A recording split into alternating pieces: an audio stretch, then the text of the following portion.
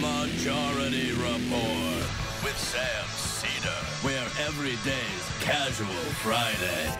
That means Monday is Casual Monday, Tuesday, Casual Tuesday, Wednesday, Casual Hump Day, Thursday, Casual Thurs, that's what we call it, and Friday, Casual Shabbat. The Majority Report with Sam Seder.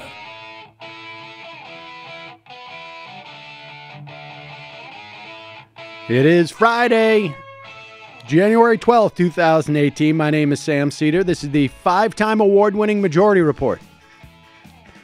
We are broadcasting live, steps from the industrially ravaged Gowanus Canal in the heartland of America, downtown Brooklyn, USA. On the program today, David Dayen of The Intercept and The New Republic. And just about every online outlet there is. And author, Chain of Title. On this week's in news, not to mention Aflac, rife with fraud and abuse. And joining us later to offer us a film suggestion for the weekend, Matthew Film Guy from Matthew Film Guy World. Meanwhile, immigration talks flounder as Trump is annoyed with shithole immigrants. Super irritated. So irritating. Trump's visit to London canceled because of fears of mass protests. And we just didn't get a good deal on the McDonald's. Bad deal. A bummer. 702 of FISA reauthorized, including more ways for government to spy on you without a warrant, and with votes from people ostensibly scared of Trump. Meanwhile, Trump has his first physical today, and a country silently prays for a syphilis test. Corporate America celebrates tax cuts with worker layoffs. And our government is missing 245 key positions that don't even have nominees as of yet. And on a good note, New York City taking on oil companies. All this and more on today's program, ladies and gentlemen. Ivanka, Jared has syphilis. It's the only way I could have gotten it. It's passed through you. Go check yourself immediately. I knew to never trust that little Jew with rickets. It's Friday. Happy birthday, Jared. Beat you up. Friday. Yeah, that was it. Friday. That was exactly. That was your birthday that was present my for him. Nailed it. It's Jared's birthday. Happy 37, you little prick. Hope There you Thank go. you. Hope you're in jail. Ladies and gentlemen, I think you can hear... That's good. I met him. You met him? Yeah. I met him at a New York Observer party once. Wow, I had no idea. Yeah, he was like, "Hi, I'm Jared Kushner. Nice to meet you. Jared, keep up the good work." Sounds like a very sweet guy. It was It was very strange in retrospect. I bet. It's getting stranger, working, too. And it's very exciting. We're all very tired today. Yeah, folks, I think you can hear in my voice that I am not feeling very well. And so there's a good chance that Michael will be taking over later in this program. Of course, there is a lot of blowback from Donald Trump, apparently sitting in a room full of lawmakers and saying that, asking why should we let immigrants in from shithole countries? He was referring to countries from Africa. Incidentally, I don't know if the president understands that there are countries in Africa. Africa's not the country.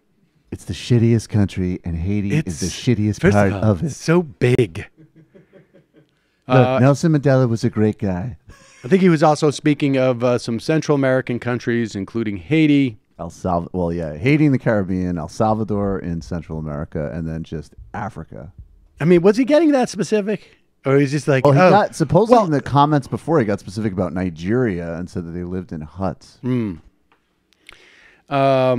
watched Nat Geo as a kid. It has been impressive how much people have been trying to sort of justify these comments. Here is Senator Dick Durbin, not one of those people who are looking to justify it, but to say like, hey, this is sort of inappropriate. The president interrupted him several times with questions, and in the course of his comments, said things which were hate-filled, vile, and racist. I use those words advisedly. I understand how powerful they are. But I cannot believe that in the history of the White House and that Oval Office, any president has ever spoken the words that I personally heard our president speak yesterday. You've seen the comments in the press. I have not read one of them that's inaccurate. So there you have it. Dick Durbin, pretty outraged. And later in the program, we'll probably get to clips of people trying to justify it.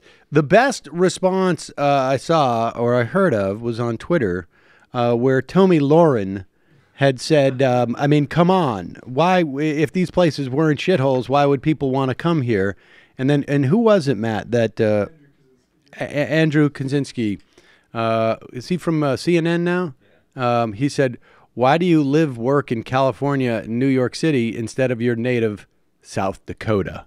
Why do we keep taking all these people from these inbred devil countries?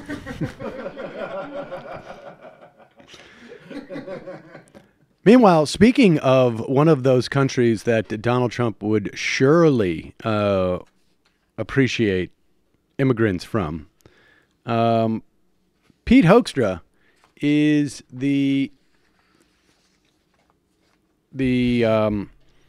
ambassador, the United States ambassador to where is he? To Holland? The Netherlands. To the Netherlands. Yeah. And he has. I'm not quite clear on why he was sent there. Is Hoekstra a Dutch? I assume he's got some type of Dutch background. He has been most vocal, though, in his tenure as a House member on the real problems that have been going on, apparently, in the Netherlands, involving no-go zones and the burning of Dutch politicians by Muslims, of course. And apparently, not only has he been a champion in the House of Representatives in the United States, he seems to be the only person who is willing to report on this stuff. And so you can imagine when he gets to Holland that he would be recognized as a hero. But it turns out that none of that stuff is true. And we've already seen one example of this. Like the Dutch, I think this is becoming like a national sport now, where they embarrass this guy. So he is put there for questions, and if you're just listening, it's gonna sound weird because there's gonna be questions, and what you aren't aware of. I mean, it sounds like, oh, he must be walking away and he's not hearing anything. He's literally staring 3 feet in front of the people who are asking him questions and pretending he's not hearing them. And then you'll hear one of his aides say, does anybody have any questions? And everybody's like, yeah, we're asking them. Here it is. Answer the question. Mr. Ambassador, can you mention any example of a Dutch politician who is burned recent years? We go to Bonnie. Good morning, Ambassador. Good morning. This is not how this works, guys. Come on. This is the Netherlands. You have to answer questions. Please. This is not how it works. He's answering the questions. No, he Please didn't, go he to didn't Bonnie. answer mine. Or Ilko's. Didn't Or answer mine. his question, didn't Or answer his Ilko's. question. If we don't have any further questions, then we can. We do. No, Okay, This is the Netherlands. You have to answer questions. It like is- people are just sitting there. Nothing computes. I mean, I hope at one point they go like, why do we let ambassadors in from these shithole countries? To be fair Where- to him, it is a really annoying accent. Yeah, well, I guess. I mean, but he was the one who signed up for it theoretically, Well, right? he should have done Sarah Palin. He should have just been like, oh, all of them, any of them, and we are so concerned about all the great Dutch politicians getting burned. Which ones? Oh, so many have been. Let's just do one of these one of these blowbacks. I guess the trying to justify the or here's Don Lemon. Let's do it this way. Oh no, I'm sorry, Jesse Waters. Yeah. Here's a clip of Jesse Waters. He is of the five. Is he of the five? Is he? Yeah, he's the five. Trying to justify the president's comments about shitholes. And Brendan, I think, has the most apt take on Jesse Waters. He's just like a rich guy who just stumbled into a job, worked hard as an intern, and now has the best gig in the planet where he can just, make up just about anything, say it, and get paid for it. Fake news, or if it's true, this is how the forgotten men and women in America talk at the bar. This is how Trump relates to people. If you're at a bar and you're in Wisconsin and you're thinking they're bringing in a bunch of Haiti people or El Salvadorians or people from Niger, this is how some people talk. Is it graceful? No. Is it polite or delicate? Absolutely not. Is it a little offensive? Of course it is. But you know what? This doesn't move the needle at all. This is who Trump is. He doesn't care. He shoots from the hip. And if he offends some people, fine. There's so many more offensive things that are happening in this world. We just talked about ISIS beheading people. There's crime in the inner city. People are getting, kicked off the, kicked off welfare. Okay, but we're talking about this. I mean, What? that's like a whole. Hold on, pause it for 1 second. Is he worried about people getting kicked off welfare?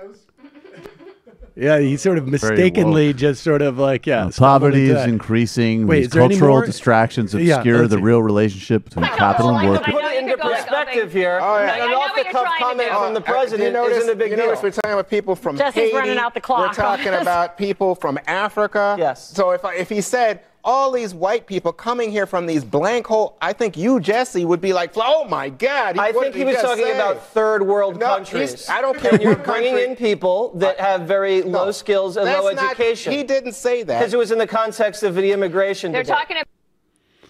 I think he was talking about third world countries, so it's perfectly legitimate.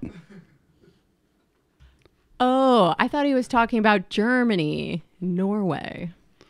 I think to a certain extent, it probably does continue to resonate with his base, his racist base, of course. Not to a certain extent, And to all extent. I'm sure there are racists sitting at a bar in Wisconsin, and there are racists sitting at a bar in New York and in Massachusetts, and then probably down towards Florida and Georgia, and then we work our way back across the country, the southern, southwest. I mean, there are racists sitting at bars everywhere. The thing is that it's making it a lot harder for those people who like to associate themselves, who perceive themselves as not racist, to stay on the Trump train, as it were.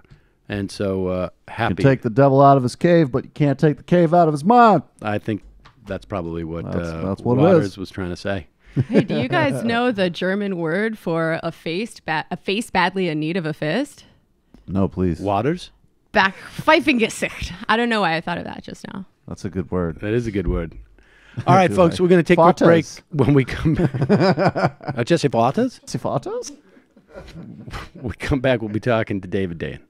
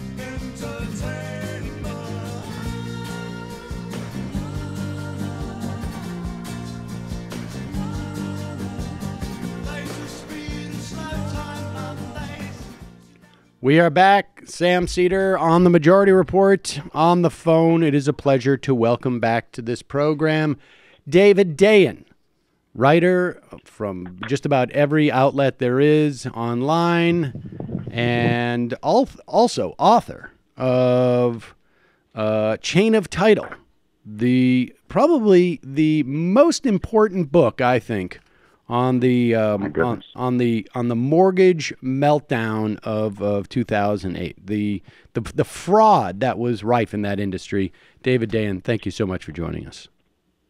Well, thank you as always for your kind words.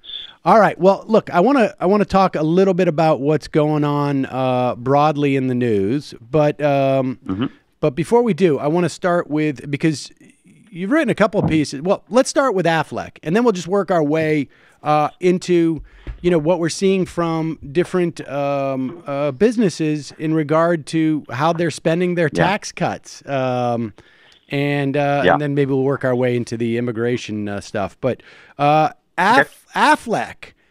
Affleck. Yeah, great commercials. Turns out basically a criminal enterprise. Well, it's funny because we didn't figure out to use this concept, but it really is, in reality, the milkshake duck concept. If you know the meme online, milkshake duck. Hey, look at this beautiful duck that everybody loves. Oh, it turns out it's horrible. Oh, is it vomit? That's is that what's what happens? going on. Does the duck vomit a What's that? milkshake? What happens? I don't get the milkshake duck. Oh, you don't know milkshake duck? No. Milkshake duck is a Twitter meme where, hey, look at this delightful duck. Oh, this duck has been accused of sexual harassment. Oh, no. Everybody loves a duck, but no, this is horrible. The idea that something cute then disappoints you. So maybe your listeners know. No, there's no doubt in my But mind anyway. that I'm the only one who's not aware of the milkshake duck. So, all right. So, but yes.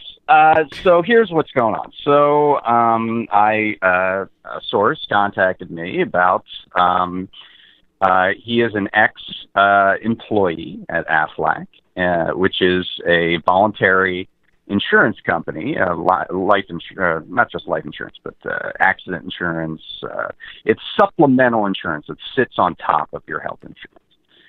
And he presented to me a series of allegations and a copious amount of evidence that really impacts almost all levels of the company. It's whether it's against employees, fraud against employees, fraud against customers, fraud against shareholders.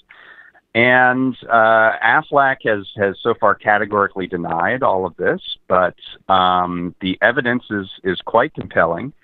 And so we started a series that we're calling Behind the Duck at The Intercept.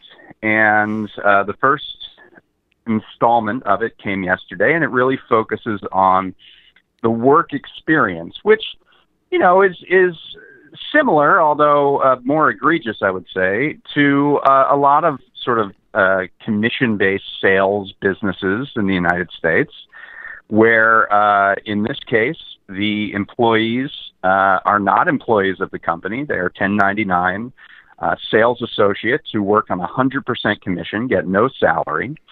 They are given no real leads or support from Aflac in terms of how to acquire business. They're in fact told to, look up their friends and family and see if they, at their employer, have contacts that they can use to acquire business. Can I just say that to me is that's a big red flag to me. It's like Cutco knives or Amway or, it's a multi-level marketing scheme. Right. Especially because the average Aflac employee sales associate, this entry-level position, lasts less than a year, earns less than $10,000, and leaves the business. And when they leave the business before a year, all of those meager amounts of accounts that they've written go back to the company, and then they just churn in new recruits. So it's almost that the employees are being picked, or the recruits are coming in for their contact. And then once those have been exhausted, then the company reaps the benefits of that, and the employee sort of washes out. That seems to be the model here. They are recruited with these very big promises about six-figure salaries. There's this thing called a 10-year income example that it has been presented to recruits that says in the first year you're going to make $125,000. And by the 10th year, you're going to make $250,000. And the reality is that a vanishingly small number of sales associates make that kind of money. It would be based, they in fact revised this after the fact, after they were sort of presented with these allegations. But even what they revised to was a number that 0.1% of all sales associates across the company have ever attained in the course of a calendar year. Well, I have to say, the part about the bringing the contacts in, that's the way that we do it around here. We hire producers, get their friends to subscribe to the podcast, then we let them go, and then get new producers in, and that's the way we build an audience. And by the way, it works, and that's why you're a Fortune 500 company just like Aflac. I mean, continue on with what you're talking about. I mean, I'm just sitting here just sort of like amazed that it's taken this long, right? I mean, Aflac has been around for a long time. Been around for a long time, and for some reason, people have sort of just endured with this. The sales associates pay for everything because they're not employees. They have to pay for licensing and training. They have to pay for their desk rent, essentially, in the offices where they have to go to work. They pay for travel and expenses. None of that is reimbursed because they're independent contractors. However, the company treats them as if they're employees. They have a hierarchy, a boss. They have mandatory meetings and conference calls that they have to attend. There are open enrollment sessions where they have to attend and do work on behalf of Aflac. When they make cold calls, they have to say, "I'm from Aflac." But they are paid in such a way that they are independent contractors. And this gets into the thing that you were talking about with respect to these tax bill announcements or post-tax bill announcements. Aflac is one of those companies. They announced that they would make additional contributions to employee 401ks, which, sounds good, until you realize that 90% of Aflac's workforce, including the entire sales workforce, are 1099 independent contractors and don't have a 401k because they're not employees. Basically, we're going to up the 401ks of our C-suite because that's what it sort of sounds like. Senior executives. They are. Well, I tell a story in this article about a lady who is a current employee whose mother called her and said, "Hey, I just saw your CEO on television talking about this increase to the 401k. Isn't that wonderful?" And the woman said, "Mom, I'm a 1099 employee. I don't get any of that." And the mom, who was snookered, said, "Those sons of bitches." Right. So this is and believe me, this is a small part of the voluminous amount of allegations against this company. It is not limited to this sales structure, these promises in recruitment, and this misclassification. There's a lot going on here, and this is not going to stop. And of course, because there are lawsuits about this, and then the Aflac executives themselves have not informed shareholders, which you're not supposed to do. Yes. I mean, you're supposed to inform them of... Aflac has not, for over a year, they have known about these allegations since December 10th, 2016. They have known about it. They have not in any way disclosed this to shareholders. They have, in fact, made changes based on the allegations without explanation, including changes to their recruiting process, and have not disclosed that.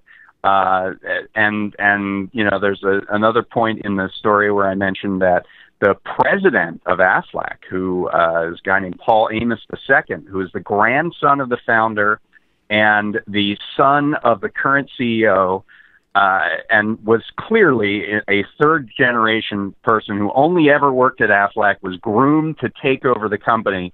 A month after he was reelected to the board in June of last year, he abruptly resigns to join a private equity firm in Columbus, Georgia, where Aflac is based. And then 4 days later, he sells off 222,000 shares, all of his stock options, even though he knew of the allegations because they were directly sent to him, and as well as other senior management. I would suggest it wasn't even though. I would suggest that it was because he knew of the allegations, right? I mean, this guy wanted to get his money out while the getting out was good. Well, it certainly appears that way, and so that's a whole other part of this thing. And it really doesn't stop there as far as material misrepresentations to investors and potential insider trading. So that's going to be an additional thing that we're going to look at and write about. How long has this been ongoing? I mean, has all these practices, was there a time where the company changed and they started doing this type? And like I say, we're talking about one narrow slice. But was there a time? I have been in touch with Aflac sales associates, former district managers, and current district managers, former regional sales managers, who've been with the company 10, 15, I think the longest one was 16 years. No one has said there's been any kind of shift. This is kind of how this business has always worked. And that's how several sales, particularly in the insurance industry, is how several of these businesses kind of work. Aflac might be more egregious in some levels. I would actually say so. But this is more common than you think. And it's almost like their franchise. They're all they give to these sales associates are the name Aflac, which has cachet. But they're kind of franchisees without the franchise, right? So they have to. They aren't given really anything in terms of how to get sales, except for this thing called Sales Genie, which is just a phone book. And they're kind of just set off on their own. And it seems that Aflac knows that most of these people will fail. There's a document internally called the Rule of 24 that says out of 24 recruits, only 4 of them are going to end up being keepers. And this is in an internal document to sales coordinators. It says, the other 20 are going to wash out within a year, and we're just going to keep recruiting them and keep recruiting them and keep recruiting them. Clearly, that's at odds with what they say in their recruiting materials, and there's a video that says there's a lot of money to be made at Aflac and things like that. So I think this is probably more normal than abnormal in terms of sales-based industries, particularly the insurance industry. So, but some of the things that are going to come out in the course of this series, I would say, are not normal and not typical, and are far less typical in terms of what's going to be alleged. So as I said, this is the tip of the iceberg. Wow. Well, people keep an eye out for the Behind the Duck. Series. Behind the Duck. And I prefer DuckTales, but what are you going to The do? one thing that does occur to me, though, is like if you got that type of turnover, right, it's just not worth it for anybody to sort of complain about this stuff. Like, 3 months and then I'm gone and whatever. It's certainly not worth it for the district sales, the next couple levels up, for them to complain about it because they're benefiting from it. Because when those people wash out, those accounts stay with Aflac, and then the district coordinator can hold on to them and take the commissions from them ongoing over the course of the rest of time. Oh, so they're incentivized. They're incentivized to get these guys out. In many ways. I mean, they're incentivized certainly not to help. Right. So, yeah. All right. Well, and then, of course, we also had a bunch of stories this week where, and I think people are, aware of them. Sam's Club closed 63 stores across the country with all that money that they're saving on taxes. I mean, it's... What's amazing to me is that there's not a more, I guess, the story today is Donald Trump is a racist. Like this is he's now finally a confirmed racist. New thing until next week when we'll have there'll be this sort of like mass. Until he becomes president again. Right, exactly. But then I did a 45-minute meeting, so didn't know what I was talking about. But this, one would expect at one point this lie of like we give tax cuts to businesses and they're going to hire people. At one point this would get just a little bit more acclaim that it's a lie. And it just seems like this it keeps happening over and over again. I mean, there's plenty of evidence that where these tax cuts go, right? I mean, we had that moment where Gary Cohn was at that CEO meeting and said, "Who here's going to reinvest their tax cuts?" And nobody raised their hands. Yeah,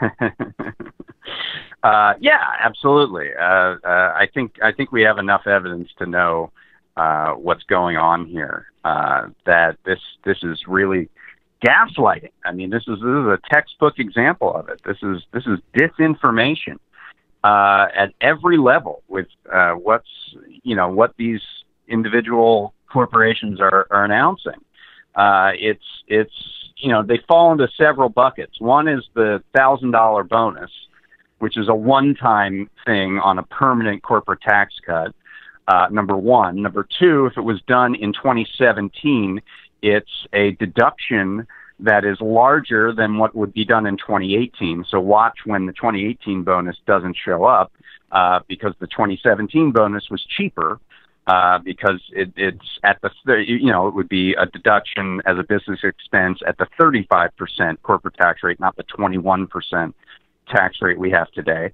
Number three, it's normally used to offset other things that are going on. For example, Comcast announced a $1,000 bonus and at the same time cut 500 jobs out of their sales force. AT&T announced a $1,000 bonus at the same time, cut thousands of jobs, probably around 4,000 across their network, including fairly high-paid technicians. Wells Fargo announced an increase of their minimum salary to $15 an hour, which sounds great, except their spokesman said initially this had nothing to do with the tax bill, and then changed his mind a day later.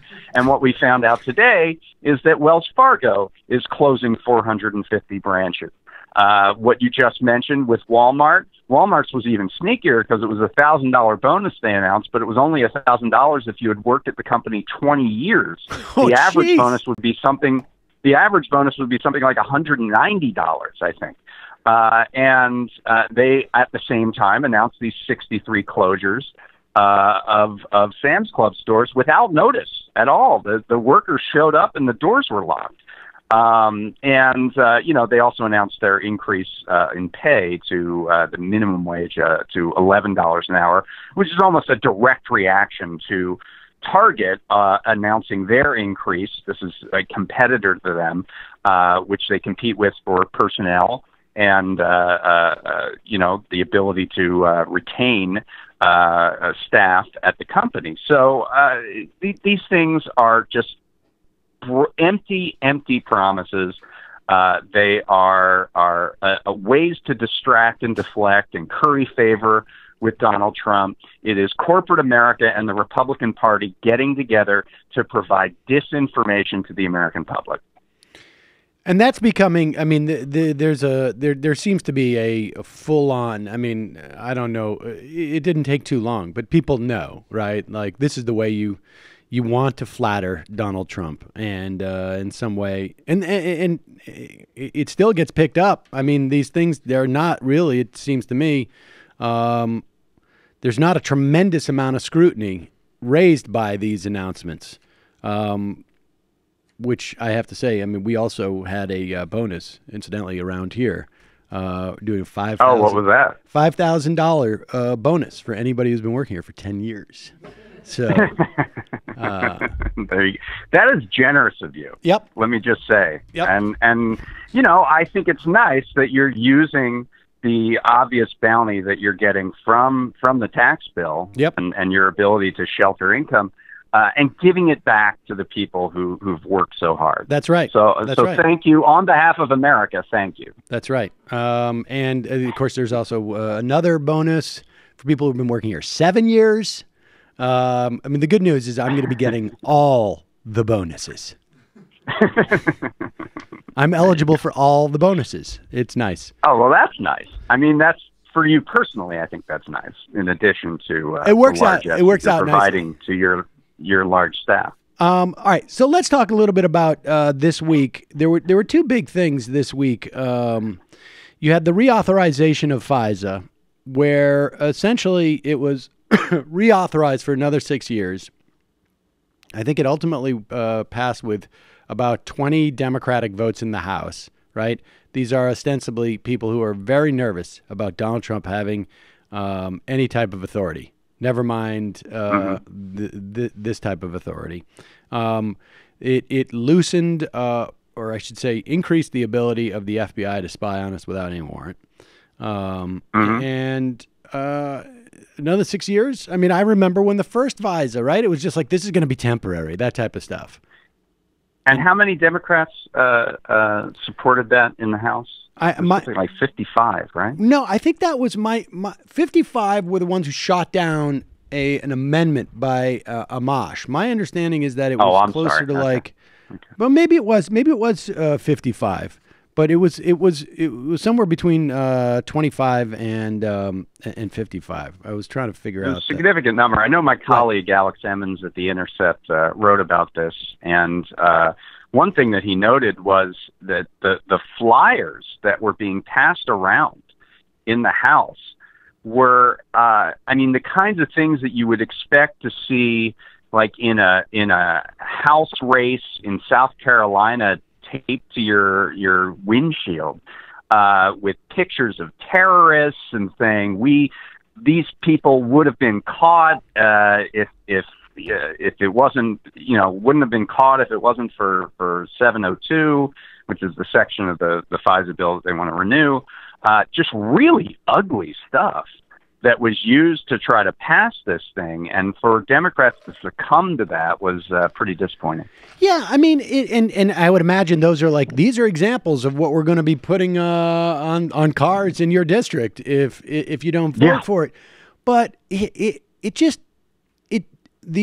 ability for some of these folks to hold these two disparate, I guess, positions, right? That one, we're really worried about, the government having these powers. We should have thought about it we're not going to get Obama every time, as if Obama was, any more sparing with those uses. But that's the perspective, right? Obama's only doing it for real bad guys, but Donald Trump could be. And there's just doesn't seem to be any connection. And in many respects, and sadly, I really don't think that this will change. When another partisanship seemingly is much, more important in these cases than actually holding executives accountable for the power that they control. And during the Obama administration, the sort of civil libertarian strain of the Democratic Party went kind of mute in the party apparatus, the politicians, I'm saying, not necessarily the outside groups, but it really just sort of went limp in addressing these issues of executive overreach and executive power. And now they're all stunned by the amount of power that Donald Trump is able to accrue, and it's kind of you, Dad, I learned it from watching you. And I should say that it's elected leaders, but also just a lot of people, right? There was a lot more people back in 2006, 2005, who were just outraged at the idea that George W. Bush would be spying on Americans, and then it was like, oh well, I mean, Obama's going to be good with it. It's all good when Obama had it. I mean, that's I guess an ongoing problem, right? And I mean, didn't we know this even before Obama was elected? Didn't he vote for the FISA extension after saying that he wouldn't? Yep.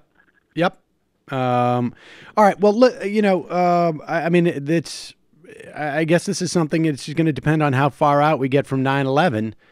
We're now 17 years out. I think it should be at this point. That's not the issue. But what do you think keeps driving it? Is it just like there's a natural inertia? Well, it's first of all, there's a bias towards. I mean, if Donald Trump is not going to break that inertia, what is? Right. The story that doesn't get reported is, actually there were a record low number of terrorist attacks in the United States and throughout the country in this calendar year. That story doesn't get reported. And the story that gets reported is there was a terrorist attack. And nobody wants to be at the helm when that story gets reported. Right. And so, the intelligence community has a lot of means at their disposal to say you don't want to be the one who gets caught when this goes bad. And there's also just basic lobbying going on. There's a lot of the intelligence community is certainly has the ear of Congress to a significant degree. All right, and lastly, let's just touch on immigration. Broadly speaking, it's been in the news in a multitude of different ways. What is your sense? I mean, are you hearing anything about where the Democrats are going to end up on this, particularly things like DACA Well, there's an agreement that's on the table, right? It's from the Senate, but it appears that Republicans in the House are and certainly Donald Trump haven't really agreed to it. What's interesting is that I don't think rank and file Democrats, certainly not the ones in the Congressional Black Caucus or Hispanic Caucus, are that keen on it either. What is the nature of that agreement? Neither side. The nature of the agreement is that there would be a path to citizenship for the DACA kids, but in addition, it would not only increase border security and give some money for fencing and things like that, but it would make changes to the chain migration, quote unquote, program, as well as the visa lottery. It wouldn't necessarily lower immigration numbers in the legal process, but it would change the nature of those systems. And there are many Democrats who think that goes way too far. That if we're making changes to those legal immigration systems, we should do that in the context of comprehensive immigration reform, and not as part of a deal, giving that away to get the DACA situation dealt with. And when does this? I mean, there's no deadline per se on the immigration stuff, right? It's just a question of whether or not this is going to get roped into. Well, there is. I mean, there's a deadline with regards to DACA, which is supposed to be done by March. Right. Certainly, because we have a January 19th deadline for appropriations to keep the government funded, DACA has been at the forefront of those talks. And so you can sort of see a soft deadline by January 19th, which is why they're trying so hard to get that done. And there's a lot of fear that there's going to be sort of an unpalatable compromise put together here with the support of Senate Democrats. But I'm not sure that the deal as structured could pass the House, especially if House Democrats reject it. Right. All right. Well, David Dayen, thank you so much. We will keep our eyes out for your DuckTales pieces over at The Intercept, and really appreciate your coming on today. Okay, sir. Thanks. Thanks. Bye. All right, folks. We're going to take a slight musical interlude, and Michael's going to step in and call Matthew Film Guy. Because as you can tell, I am under the weather, as it were. So on Monday, just a programming note, we will be replaying at least portions of what we don't replay the exact thing each year. We sort of mix it up, and we may, but just various clips recognizing, celebrating Martin Luther King Day. Just an array of clips that we've collected over the years, and we may add in some LBJ tapes, right, Matt? Possibly. We'll see. Total millennial. And we will not be live on Monday. We will return live on Tuesday, and I will too, assuming that I am better. All right, we're going to take a quick musical break. And when we return, Michael Brooks will be sitting here.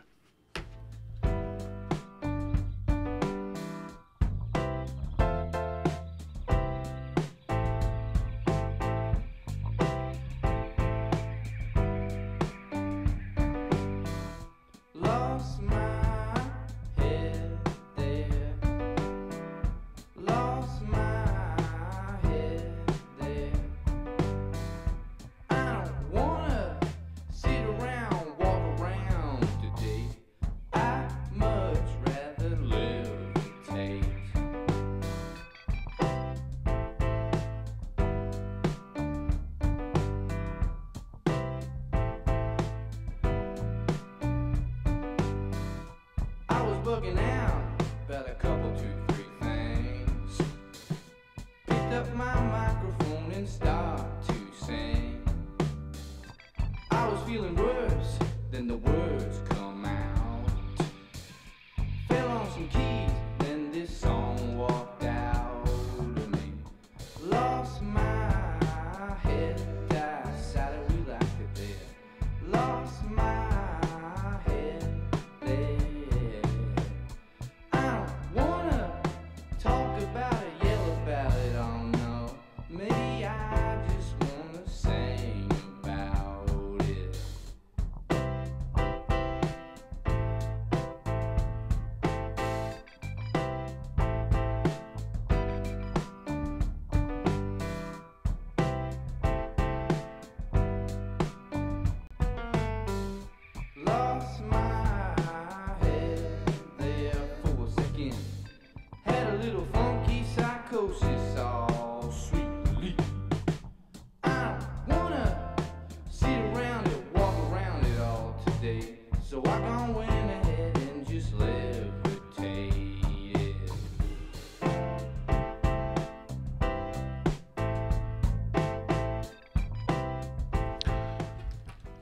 Welcome back to the Majority Report. Michael Brooks here, pinch hitting midway through for Sam as I try to keep this mic at a safe distance and not get the plague. And joining us now is friend of the show, a guy with a very sophisticated taste in film, but not exactly music, as you can hear from his theme song. Matthew, the film guy, is choosing your streams. Cassavetes on Netflix and other such themes. Maybe I'll watch one and learn a few things. Please recommend me a movie to stream. Matthew, please recommend me a movie to stream. Matthew, film guy. Matthew, did you commission that song yourself? Reached out to a friend of mine who is a little-known musical genius named Jason Pace, and yeah, he came up with that. I didn't necessarily give him any direction, just that I needed a film guy theme song, and he knew that I had a deep, abiding love for Metallica. That's what he and I used to play when we were in a little basement band back in the days, and yeah, he rocked it out. Mm-hmm. And I just want to say something, Sam. Excuse me. When hello? Hello. Yes, hi, Sam. This is Sam, right? Sue everybody. You cannot sit there and disparage the entire genre of heavy metal just because you may not find my theme to your liking. No, I like your theme. I actually think your theme is my favorite piece of heavy metal music I've ever heard. Oh yeah, like not even. That's also disparaging. Matthew. Yeah, exactly. I like heavy metal. That's also disparaging. I'm aware but that was real the quick, point. Real quick, Matt, before you say that, can I just remind you of the amazing collaboration between Anthrax and Public Enemy circa 1991? Okay? Thank you. Matt, you may now continue. I'm surprised you haven't played that for me in one of our listening parties, Matthew. We're still in the late 80s. We're working our way up. Okay, that's true. We are. Well, Matthew, as you may know, I also produce Right Wing Mandela's radio show, and I've been looking for right wing metal sort of to fill out the playlist there. So if you have any sort of knowledge of that, just don't be afraid to forward that along to me. I don't necessarily own any of it, but I certainly know that there's plenty of white supremacist metal groups out there, so you can find. We're not exactly. I don't know if Mr. Mandela exactly wants white supremacist. I think he's still in the plausible deniability phase. You know, right? Yeah. So anything there. We had what did we play? There's some Christian metal. Do you want Christian metal? That exists. That might be a little weak. I think it has to be closer to the white supremacist. Yeah, I think it's going to need to be closer on the white supremacist. What did we play the other? It was for the last show. What was it? It was like Five Finger Death Punch. Yeah, 5 Finger Death Punch. And the song was what was the song name? It was like American Patriot or something. It was like American Capitalist or something. Oh yeah, American Capitalist. And what was so funny was that when we were writing the sketch and picking the song out, I'm so this is where I'm in my bubble and Matt's like, yeah, no, this will be good, and the song's called like American Capitalist, and I was like, yeah, but that's cool, but shouldn't Mandela have like a right wing show, a right wing song? And Matt was like, it is. And in my mind, I'm like, oh, well, American Capitalist is obviously like defamatory.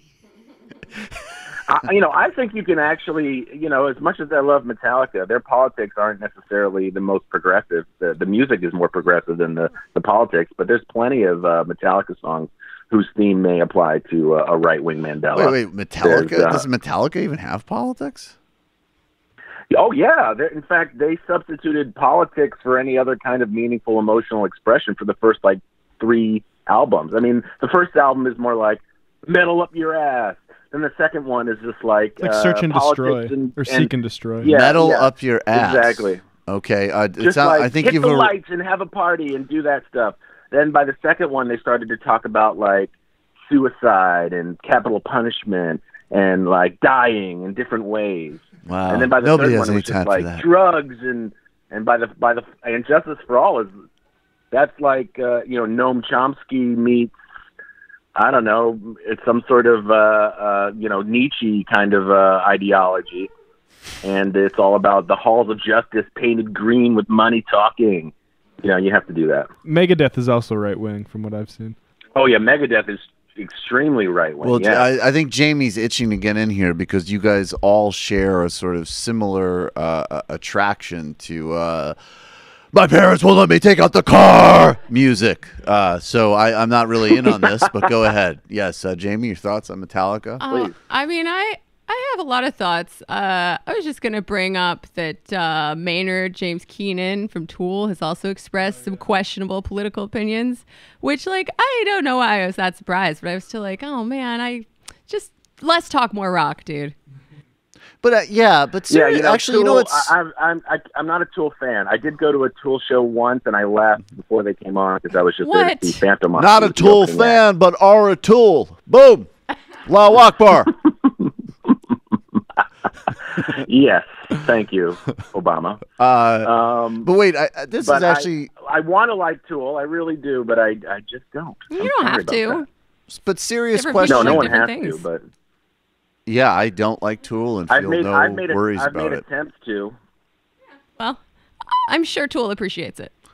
Maybe for less of a Tool, They you get saw it. me. I literally bought a ticket to see them at Madison Square Garden because Mike Patton's supergroup, made up of members of the Melvins and Mr. Bungle and Slayer, opened for them, and it was one of the most amazing opening acts I've ever seen. Ooh. And then I left. That Mike Patton is in everything. What was the show that we went to? He is Matthew? in everything. You dragged me to I some took metal you to show. see. I took you to see Rocket from the Crypt, and then you didn't even stay for the main act. I had to go. I got into the pit and I chest bumped with a bunch of white people. What more do you want from me? I did it. Yeah, but you couldn't commit. You couldn't commit. Well, there was San Diego's greatest rock group. There was a dance hall party that I was late for. But actually, this raises an interesting question, and maybe we could get to some of the Chappelle stuff because people have asked me about it. But I just pretty much I think that there's nothing I understand. I don't think it's in any way invalid to question the politics first and foremost of a work of art, and I don't think it's in any way invalid to be aware of the personality around the creator and what they do. But I just have zero. There's tons of cultural products that I enjoy and might even find really insightful by people that have politics that I just find I just totally disagree with. I think the idea that you would use a political metric to determine your cultural intake, I actually think is. Not only do I disagree with it, I actually think it's a very, very bad approach for I agree. how to engage in the battle, basically. Well, it depends how much the politics are in the work of art. No, but even that, sometimes the work... Well, I think this actually brings to another... Well, let me get Matthew's thoughts on that part first, but I think then we'll get to Chappelle in the second, because I think that there's also very different ways that things show up in the work. But at any rate, what were you going to say, Matthew? Well, I just think it's a continuum. It's like Jamie was saying. It depends on a lot of things. If one of the first things you learn in film school is about Leni Riefenstahl, right? And you're still studying her because of the technical and artistic innovation she made, but you keep an eye on it because you realize that it was done in service of a genocidal agenda. So it doesn't necessarily remove the value of the aesthetic kind of qualities, but it puts a very serious asterisk by it. Well, I mean, that's an extreme example. Well, so yeah, I would say yes. But that's okay. one end of the spectrum, right? Literal Nazi propaganda that's well constructed is a right, and I agree with you. You could still watch it and actually learn. I mean, yeah, you could learn camera techniques or whatever. I haven't watched. Don't just say camera techniques or whatever to a film guy. Yeah, I learned a lot from watching Leni Riefenstahl. It was too long. A lot of good camera techniques. And why would you want to spend so much time in the Swiss Alps when you could be Getting peed on. You in guys Berlin. just like write your scripts or whatever, and you talk it out. You make up little skits. That's what you do, right? No, that's not what we do. Ooh, I see what you mean. Yeah. But no, I think though, like, I don't know. Have you seen the new Chappelle specials? Yeah, I watched them. Mary and I both watched them with a keen eye towards his politics and what's going on in the world. Right. Do you have a question for me? Well, I mean, basically, I have some pretty strong opinions on these on the last two that just came out. I think the ones that came out earlier this year, I really liked, because there is just some level that it's like, it's kind of like how he joked in the last special. It's like, he is just one of the best people on the planet at doing comedy, just as like a craft, right? So there is absolutely a part of everything that is just sort of technical. And even his sort of like, it's like the Nas lyric, like, your best success is my worst blunder.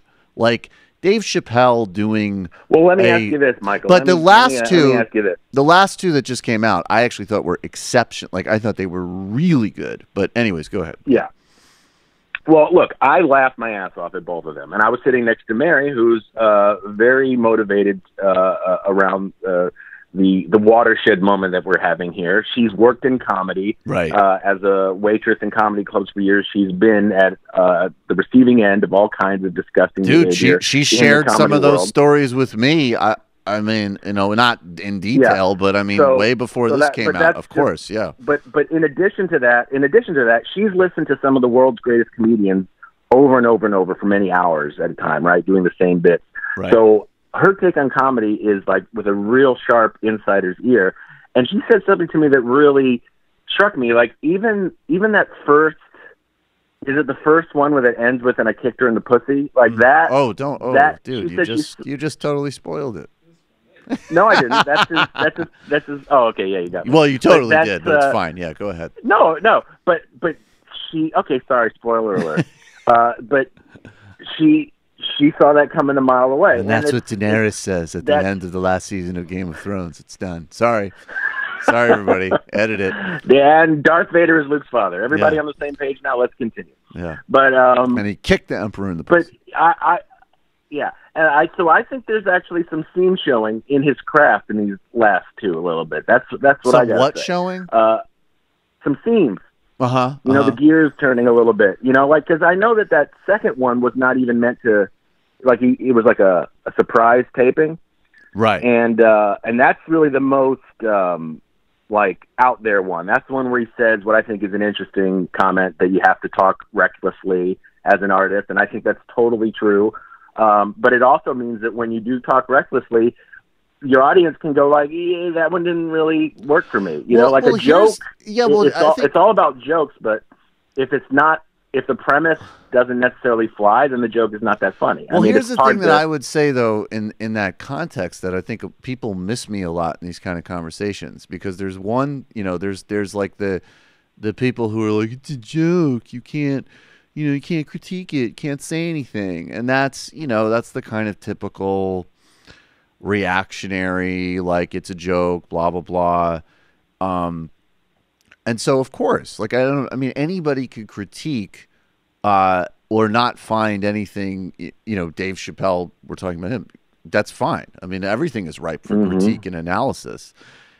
What I have noticed, at least with regards to him, and somebody asked me the other day, like, when Jerry Seinfeld complains that his lame, the gay king, like that joke, right. Like, why don't people think that's funny? And it's like, I actually think part of why people don't think it's funny is that, yes, he's just doing lazy homophobia, but honestly, sometimes people will laugh, frankly, at I think the other unsettling thing about comedy is that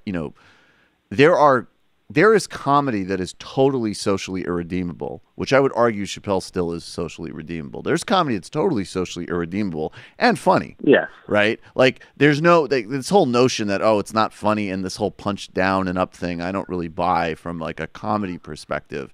But you can totally say, look, Jerry, you're just doing lame homophobic crap, in addition to the fact that you're actually pretty boring as a comedian. right? Like you're just dull. You know, you just sort of complain about airplane food. I mean, who cares, right? So, I think that's a mischaracterization. Well, of that's Seinfeld. that's I'm not his biggest fan, but I think that's a little bit reductive of what he does. well, that's fair. We can get to that, but I think that the distinction that I would see in a lot of write-ups with Chappelle that have complained about his material, I have seen very few that when I get very hesitant, it kind of reminds me of like, in some ways, like people's response to Cornel West with a lot of things, which is that they isolate explosive lines that he's delivered, and then they kind of fixate on this is so problematic, and they never have an overall stitched together critique of what he's actually doing in the routine, which actually, like, in these specials is definitely saying some reckless things, definitely saying some things that I, in fact, actually disagree with, definitely, but then actually always getting to a point that is, in fact, very humane and generally, like, you know, if we want to take it in that lens, politically on the right side of things. And then, you know, more importantly, actually very honest, very open, and in some cases, deeply funny. And I agree with you that the seams are showing, but I also think some of the things he's done is the best he's ever done. I mean, that whole thing on Iceberg Slim and the Capitalist Manifesto, I mean, that's kind of mind-blowing to see up on stage from anybody, including, you know, people that I have very high standards of. Yeah, look, like I said, I laughed at like 85% of the entire thing. I still find him funny and stuff, but it's this is a moment that I think all well-intended human beings need to kind of ask themselves, like, am I laughing at it or am I laughing with it? You know, there's a kind of a, you know, like you just there's nothing to be lost by examining where we find the things funny that we find funny, you know, and I'll never not laugh at what's that? We should examine always. I mean, that's why I'm a partisan of the film guy school. Look, I'll never not laugh at the Jerky Boys, no matter how disgusting or kind of reductive their humor is about like torturing people. That's funny to me. I'm sorry. It just is.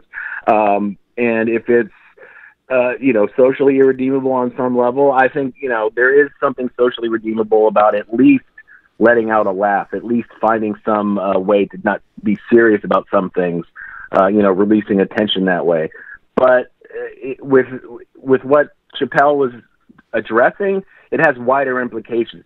You know, it has more applications to not just comedy and art and film and TV, but like literally the moment, the political moment that we live in. So I thought what the Jerky Boys did on album 4, where Frank Rizzo called up the plumber and said that his fucking Rottweiler wouldn't let him get to his fridge, I thought that had the deepest critique of the commodification. I believe you're thinking of the piano tuner on the first album, Michael. The piano tuner, I think, was actually really a very subtle critique of NAFTA.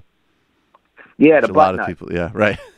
It was about the loss of manufacturing jobs. Yeah, I totally hear you. No, that's the painter. That's the painter. Is the loss of manufacturing. That actually really is the loss of manufacturing jobs. My only other thing I'd say is I do think there's some element to me that is just like, I don't know, seeing hot takes by people who aren't funny and or you know, not like. Yeah, it's like, really, you really feel comfortable doing this assessment of Dave Chappelle? Talent, like you're doing, and you've taken a block of the material outside, and you're going to present it, and it's kind of funny because it's like if you watch it in its totality, I wouldn't say like, oh, that isn't still potentially a problem and potentially worthy of critique and thought and the reflection you're talking about. But the way it's presented is so crude and dumb and misleading of like an art piece, frankly, by people who seem like, you know, it's just kind of lazy, unfunny clickbait. And I just think, again, it's a bad look. Yeah. Yeah, I don't give any credence to that kind of stuff. But for my own take, I do feel like some of these comedians, like Chappelle, as great as he's been, like Seinfeld, as great as he's been, even Chris Rock, these guys. We want to call Seinfeld great, huh? Wow. Well, you know, at what he does, at his kind of minutia, kind of surface level, good. kind of it's stuff. not in the can. Did you see But the these pictures people, of? but wait, let me finish this Yeah, little sorry, point here because sorry. I'm sure you'll have a response. Okay. Then you can do your gay Seinfeld voice. But It's not a gay Seinfeld voice. I think some of these people are being passed by, and maybe even we are, so the tides are changing a little bit. And so I just think that there is something to be said for that. Maybe Chappelle is caught in it. He's so self-sustaining and they'll give him $60 million for just whatever he wants to say, that he can say these things and still get up on Netflix. You know what I mean? Like, whereas I don't know if anybody else would necessarily pass through the sort of cultural gatekeepers with that kind of shit anymore. Well, it depends which cultural gatekeepers we're talking about. I think another thing that's really forgotten in some of these conversations is that it seems to me, and I know, and again, it's absolutely attention, but someone like Bill Burr and Chris Rock have both used this formulation that for comedy, you need to be allowed to be in the wrong place. Like, you need to be able to be wrong to get to the right place, is the way they formulated it. Totally. I totally have no doubt that at the, like,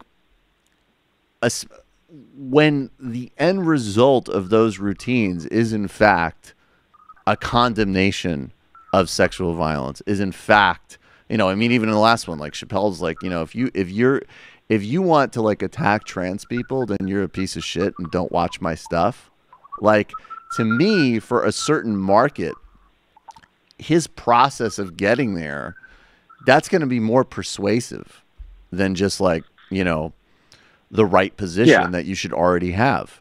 But if we're being real, a lot of people don't have that position, and I think so. I think that there is a lot more fuck room. Those people, Michael. Yeah, well, exactly. And there's a lot of people, and I think that is what a very interesting split right now. That there's some sectors where we get righter and righter and righter and woker and roker and roker, and that has huge advantages. It has some Al Roker and some big disadvantages in some ways. And then there's like, obviously, we also have, the most overtly racist president since, I guess, actually, even before Johnson or Nixon. Although I find it annoying that people say like, I've never heard a president speak like this in the Oval Office, and it's like we literally have tapes of Nixon and Johnson. Yeah, we have tapes. Stuff. Matt, cue the tapes. Yeah, exactly. But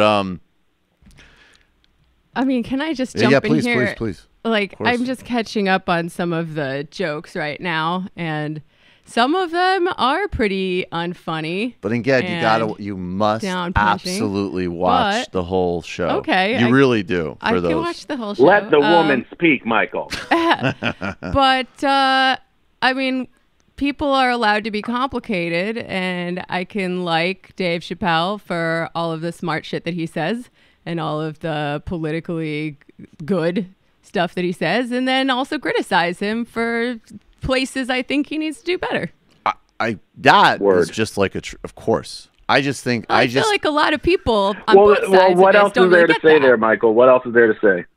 No, my point is a lot. So even when you go online and you say, and we find jokes of Chappelle, I know that it's like, I have no doubt, Jamie, if you watch the whole specials, you will still find stuff that you totally object to and should criticize him on. But you will, like, those jokes are contextual. And doing like some dumb write-up in HuffPost where it's like, can you believe Dave Chappelle said this? And you're not actually representing the routine is humorless and lazy and ripped from context. And I find it annoying. Now that and Michael, much more difficult to actually take on. Might I be Michael? Might I be detecting just a slight bit of defensiveness about your hero Dave Chappelle? Sure, I'd be willing to assess that, but also literally, it's true. But at any rate, I just want to say, like, I love Dave Chappelle, probably not as much as you, but I think some of the context, even still, the context is people are just too sensitive, man. And so be it, like we said, he can go wrong. But I think it's accurate to say that even his context is also a little bit, quote unquote, problematic. Sure. Well, that's why, but I look forward to hearing that critique. Not the, yes. I found something. Well, you just heard it. You just heard it. And I hear it right here. Matthew Film Guy. Matthew Film Guy. Matthew Film Guy. At Langdon Boom. I have to say, at Langdon Boom. But let's get to a much more serious thing than Dave Chappelle. You're a Jerry Seinfeld defender. In addition to Jerry's boring material, did you see the pictures of him Why do you hate my friend? touring with IDF guys and looking at Israeli assault dogs? Oh yeah, that's gross. Yeah, so while Dave Chappelle, but you know what that is, Michael? Dave Chappelle That's didn't his hang just out with an total apartheid ignorance. guy. He doesn't give a shit. What's that? Sorry. I said Dave Sorry. Chappelle didn't. If Dave Chappelle socialized with like an apartheid security guard, I would give him heat for that. Apart from the bombs that they strap, I don't know what makes them tick. Oh my God! Look at this picture. Oh my God! What do He's you got such there? a doofus. Jesus. Oh This my guy. God. This guy literally. He's next he's to. not in. Just probably like broke like a Palestinian I saw that kid's picture arm of him yesterday. in the vest or whatever. Yep. Jesus. I mean, we were Yeah. talking about What's this on the deal Twitter. with apartheid? We were talking about this on Twitter.com, I think, yesterday. Oh, I love that if website. we like us here on the left could not enjoy entertainment products made by people whose politics are garbage, we would enjoy basically nothing. Basically nothing. And Noam Chomsky is not funny. Oh God. He's like committed to not being funny. Like the movie Idiocracy, someone was talking about how it's actually got pretty bad politics and making a sort of weirdly unmaterialist kind of neoliberal, almost eugenicist No, it's argument. totally a eugenicist and argument. I was like, yes, and Yeah. I enjoyed I it can for see its that. entertainment I've always had value an and easy also time with it's that garbage. one. I've had an easy time with that one. I love that hate movie, but yeah, it's like, I hate why it. are all the dumb fucks in the trailers procreating? Is basically the theory of that movie. Horrible. Pretty much. And I can also listen to Burzum and appreciate the mise en scène. So it's, Yeah, but I also it's complicated. I think it does Wait, affect it though. are Like, Burzum like white supremacists? I wasn't. Yeah, I know Yeah. they're like so, Nordic. yeah. So Oh yeah, that guy wants me Oh, dead boy. for sure. but like oh Rammstein, my god! I've heard but he's got are like such a great singing voice. I've heard Rammstein are closet liberals, and it made me appreciate the music more than I maybe would have if they were actually right wing. Though, like I think it does affect the margins. Like just keeping it to politics. Like I don't know, Oasis. That they were close with Tony Blair. Kind of like I don't know that would be that big of a Oasis fan anyway. But I don't know. But that was all. Again, it's that the- was it's late the spectrum. '90s cool Britannia. A lot of people got roped into that. But it colors garbage. it, right? Like of course it does. It doesn't make me not listen to "Don't Look Back in Anger," but it makes me think of Tony Blair when I listen to "Don't Look Back in Anger." Rammstein was in that Adam Curtis movie, weren't they? Where he talks about how they're like reappropriating fascist imagery and using it for catharsis. Which one was that? I'm not sure. I haven't seen them all, but No, I that'd haven't be, seen that one. something he would That tackle. does sounds interesting. Or maybe it was. I'm sorry, it was Slavoj Žižek. I got it wrong. Oh, interesting. Oh, okay. Okay. I just did a When are we going to visual. have Slavoj Žižek and Mike Cernovich have a debate online? See who can speak. You need like waterproof mic technology. That would be so great. And you know what would be awesome is that Zizek would just be incorporating Cernovich into his like critique and story the whole time. He'd be like, yes, this is. He would just like explain how everything Cernovich was doing was an expression of the phase of capital we were at, and Cernovich would be like, yeah, that's why there's on Twitter, sex pizza. What a damaged guy. Do you have any I do have. I'm sure you probably didn't even watch it, but do you have any Golden Globe thoughts, film guy Matthew? God, no. Yeah. Do you find it a little like? Is it a little amazing? Like, I mean, beating up on Hollywood is kind of cliche and boring, but I do find, and yet, so alluring. No, I watched a few minutes. no. I actually like Seth Meyers, and as Tim Black pointed out, like, we got Seth Meyers over here. So like, you know, Seth Meyers is obviously great. But you know, with Oprah, I watched, and even though like I'm not, you know, of course I'm not interested in this Oprah nonsense. She actually, I did watch her speech. She gave a good speech, right? But I did find, it was like, a good speech for the Golden Globes. For the Golden Globes, but you know, there, it's there where is people something. self-congratulate each other all night, giving each Right. other sloppy kisses and saying how great we are and brave we are. And didn't you find it kind of weird though? Like, I guess not weird. I guess it's to be expected, but it is amazing that like an industry that literally, like, Harvey Weinstein set off this moment, and every day there's stories, you know, like not even like just that they could go so quickly from like this is happening to already congratulating themselves about how well they've handled it. Yeah, we when did it's it. like really We solved it. Yes. Did you we see tweeted a few things and yeah. Rose McGowan? Sorry, Jimmy?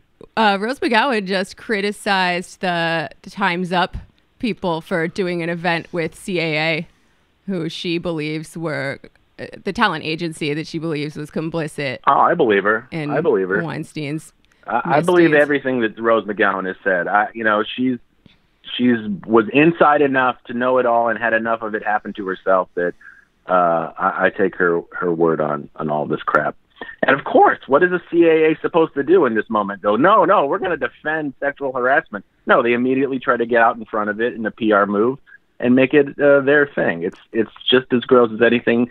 You know, it's the society of the spectacle, right? What did Guy Debord say, that the spectacle just absorbed any critique of itself? Yep. And that's what we're seeing. It's maddening. It's gross, but there it is. Oh, all we can do is stay aware of it. I wrote a piece about that very thing in The Guardian this week about that. And, oh, really? Yeah, about the co-opting I just was quoting of it. the... I just ripped it off. The co-opting of the Me Too movement by corporate America, whether that's these talent agencies that are trying to make themselves look good, random male celebrities who want to see woke, or these startups by entrepreneurs who want to tackle the problem in a very capital-friendly kind of way. I also, that has to be happening. I'll just say at least it's better than total silence, probably, but it's only marginally so. Film guy Matthew, I'm sure that you were, though, avidly watching the Globes because you were so impressed by the film output of this year. I've seen not a single one of the best film nominations. I really want to see Lady Bird because I've been a fan of Greta Gerwig since back in her Joe Swanberg days when they first were coming out together. I don't know what any of that means. I had a class with her boyfriend in college, claim to fame. Oh, really? Who was her boyfriend? Yeah, we're then? basically friends. A guy named Chris. Nice guy. I don't know. I heard pretty bad things about Chris. Why do we let people like Chris into the country? Well, I'm rooting for her. I just haven't got a chance to see that one yet. So that's the only real disappointment I had about any of the Golden Globe films. Did you see the new Star Wars? Yes, I did. It's my duty as a culturally programmed stooge of the machine to go see anything with a lightsaber in it. So what did you think? Yes, no, maybe so. Maybe so. It's just like all the recent reboots of every property that you're culturally programmed genetically to see because you loved it as a child. You go in, you're like, yeah, I can't wait for this. It's that same thing I used to love when it made me feel so great when I was a kid. And then it's got like 3 or 4 references to things that you really get turned on by. Like I teared up when, spoiler alert, appeared on screen. There were some things that really. Film guy Matthew turned on at Star Wars. Oh yeah, yeah. No, teared up. But there was plenty of emotional reactions to it, and then you leave and you're kind of like, yeah, well, why did they? And what about? And how? You start talking like Seinfeld. What about? What are lightsabers? Was that an indirect recognition of Palestinians as human beings? And where were the gay royalty jokes? The best part was the sort of pseudo kind of proletariat politics comments in this one scene in the middle where they kind of go to like a gilded Monaco type place. That was, I thought, an interesting little nod to politics in the real world. But it's confection. It's cotton candy. There's nothing to it, and it's just complete escapism. But not even in a way that. I mean, my pet theory, which I probably have said it before, is that somewhere around the 80s, Hollywood started to figure out that they don't have to try that hard on like a artistic level to make something that will make $1 billion. Well, wait, wasn't that just Jaws and Star Wars? Wasn't that basically what they learned? Like in the 70s, they were like, we need to throw the keys to these young people and do great, interesting things. And then Jaws and Star Wars, they're like, oh. Word? You look at what won all the awards up until then, and they were like pretty good, actually, like human being movies about like adult themes. They weren't always the most artistic films compared to like world cinema, but they were like, you had to be kind of emotionally mature to get them. Then they just started to skew lower and lower and lower. And look, I go see these superhero movies and I get what I get out of them, but it's become this kind of self-licking ice cream cone. You get the kids to get the toys when they're young, and then by the time they're 42, they're still spending $20 to go see their toys fly around on the screen. Did you kind of notice there was this funny way? I didn't see it. It was just when I had an opportunity to see it. It was honestly, we were on break and it was just too cold. Like it was useless. I'm not going to go out in that kind of weather to go see Star Wars. But it was funny. It seemed like it kind of also was becoming a proxy. Like and this has happened the last couple of ones. There's definitely like, there's a woman in it. You ruined my childhood. But this time, there was that kind of like. I refer you to my. Sorry.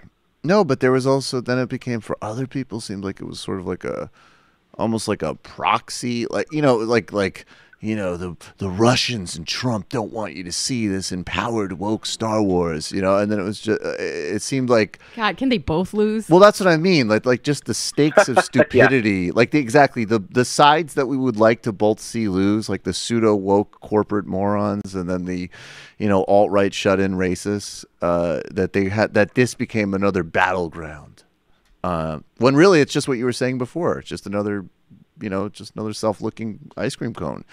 And all these companies are merging together. I refer you, Michael, to my earlier statement. Fuck those people. Yep. Fair enough. Matthew? I think we give them too much credit to even take those critiques, to heart. You know what I'm saying? Which one? The both of them. The woman's in my thing, and they ruined my childhood and all that. Come on. Your childhood was already ruined, guys, okay? Yeah, if that was your highlight, I mean, you got bigger beef that you got to figure out with a therapist than exactly what other like British actress they stuck a lightsaber into. So what? And by the way, I'm all for the female Doctor Who. I don't even know. Again, I don't know what any of this means. I know. I just had to blow your mind with that one. Go on. You were going to say. Film guy Matthew, what recommendation? Although, actually, no, I have one real quick question about that. Do you think that, like, so there's also talk that, like, the next James Bond will be a woman? And the thing that I'm just wondering, though, is, like, and this is a bigger question, like, why also not just, like, start taking a break from some of these franchises and do something new? Too, Michael, like have like a super. Don't you like? What part of money don't you understand? Is that really? It's as simple as that. It's as simple as that. We don't have to look too deep to understand the motivations of Hollywood. They're a cash printing organization. Right. Yeah, it's MMT. Sorry. No, that makes total sense. That's the great. They're like bitcoins, only you have to watch them. And you can't revolutionize your financial life by having a gamer computer that produces films. Yeah, perhaps. I mean that's actually the kind of great thing about having a good materialist understanding about politics is it requires so much work, but then on the other hand, you can always see it's just like money. So Matthew, money changes everything. Come on, sing with me, including your neurons. It's true. It's true. What film do you recommend that we see, Film Guy Matthew? What's on the docket? Okay, I've got really a major recommendation and then a minor one. I just showed in my senior citizens film appreciation class a film that actually I think I should have looked this up first, but I think won some awards. At least Maggie Smith did as the lead actress. A film that is really about the cult of personality, the ability for teachers to shape young minds, the ways in which heroes in general are problematic, and maybe you can think about Dave Chappelle while you watch this, Michael. But there are, I think, themes in this movie that are only getting more relevant, but it's also ambiguous, so it's not something that's going to preach to you necessarily. And that's the minor one. That is called The Prime of Miss Jean Brodie. And it's basically about a woman who's a teacher, kind of a bohemian-type teacher in the 30s, pre-World War II at a British private school, actually a Scottish private school in Edinburgh. And she's like one of these teachers that I'm sure everybody here has had who really sparks the imagination of the kids, who's really like a charismatic person, makes you want to, listen to what she's saying, exposes you to things that maybe the higher ups, the stodgy higher ups, are saying are So it's not like Dead quite Poets appropriate Society. for your age. It's actually the film that Dead Poets Society should have been, but wasn't brave enough to actually be. It's the dark side of Dead Poets Society in a way, and it's not just a flip side of it, but it's a really amazing movie. It was based on a book that then became a play, and I think everybody should go out and see it. It's not exactly, it's not like a super demanding movie. It's entertaining. It's got plenty of workplace sexual violence. So in the time period that we're in, it has a lot of kind of oblique themes that might be provocative to some people here. But the main point of the movie is like I said, this kind of our desires as people, and especially as young people, to worship heroes and to have our world kind of put into focus by a strong personality, and the downsides of that. It's really, really a great classic film, and everybody should go out and see it. The more current thing that I want to suggest to everybody is Mary and I just got done watching Errol Morris's Wormwood. Have you guys talked about that No. at all? yeah. I can't remember. No, if I, heard but it come I up. need to see that. I just started watching it. It's super good. Yeah, that is. I'm an Errol Morris fan from way back. Like, he's not necessarily my number one documentary guy, but he is a genius, and what he does is so interesting to me. This is like the kind of the apotheosis of his entire style. It's the combination of interviews with how he always did it way back since Thin Blue Line, reenactments, kind of dramatic reenactments. So it's not exactly like a cinema verite, but it's got this interview with this guy whose father was mysteriously either committed suicide or was killed or died. It's a mystery that this tries to put together because he was a CIA analyst during the times that they were doing mind control experiments, the MK Ultra program, right? You guys know about that? Yes. And it is extremely absorbing, and it's several episodes, but it really works as a movie. Wait, where is this on Netflix? Yes, it's on Netflix, as a matter of fact. I will watch that. And it's just so creepy and weird, and it really is like a mind fuck of you go down a rabbit hole, because at first you're like, oh, I see where this is going. It's the CIA doing this, and then you're like, no, this is where it's going. It has all these kind of tendrils coming off of it, and yet it's also like a great drama of this character of the son who has been haunted by his father's mysterious death for 50 years. Wow. Oh, it sounds great. Oh, speaking of MK Ultra, can I ask for a recommendation? Yes. So say this friend of mine, it's not me, somebody else, is going to go upstate for the weekend to a cabin in the woods, where they will ingest large quantities of psychedelic medicine. And say this person is looking for something to put on the television to enhance the experience. What would this person watch? I love the modern lingo, man. I'm so into it. Wow. Okay. I didn't call it medicine in high school. I just called it psycho drugs, and they were fun, and it was true. Now it's plant. Now it's plant medicine. Oh, you know that's bullshit. You love that new agey stuff. Of course I do. I'm not being facetious. It's plant medicine. It's deep. Listen, it's plant medicine. Absolutely. Jamie, I'll only tell you. I'll give you two answers here. One is that whenever I have taken the plant medicine and tried to look at anything on a screen, I just can't. It doesn't resolve into anything meaningful. I'm like, look, it's like photons being projected on a flat surface and colors, and then it ends here and I begin there. And so I've always found it impossible to actually concentrate on something like that in any kind of altered state. Having said that, Matthew, you do have a pick. I have a story about this, but you do have a pick. Okay, we'll get to your story. Yeah, no, go. What's your pick? Having said that, I think what I would want in a situation like that is something that actually brings me back to nature. I mean, you're in the cabin in the woods. If you have to look at the screen, something like Planet Earth, Crouching Tiger, Hidden Dragon. crossing curtains. No, do not watch anything with people actually flying. Just nature documentaries, any of those really great ones. There's several out there that have gotten acclaim recently. I think it's called Blue. Can anyone help me out here? No. But there's a Blue new one Earth coming out. It's like Blue Earth, Blue Earth, Planet. yes. Oh, I watched that already. That's actually really beautiful. That scene with the baby Blue iguanas Planet. is so fucking stressful. Not good. What's that? That scene What with, is? I mean, I don't want to give anything away, but that scene when the baby Spoiler alert. iguanas are being born and the snakes are trying to eat them is very stressful. So watch out if you're on psychedelics for that one. Maybe you just need to do something classic like watch 2001, where you're just getting sucked into this other world at the end, and just watch the last 20 minutes on a loop. I also have 2 recommendations. That's a good idea. I may do that. I would just like to add 2 things that may also be good in that situation. Is the Star Trek's Just Ships edit. It's exactly what it sounds like.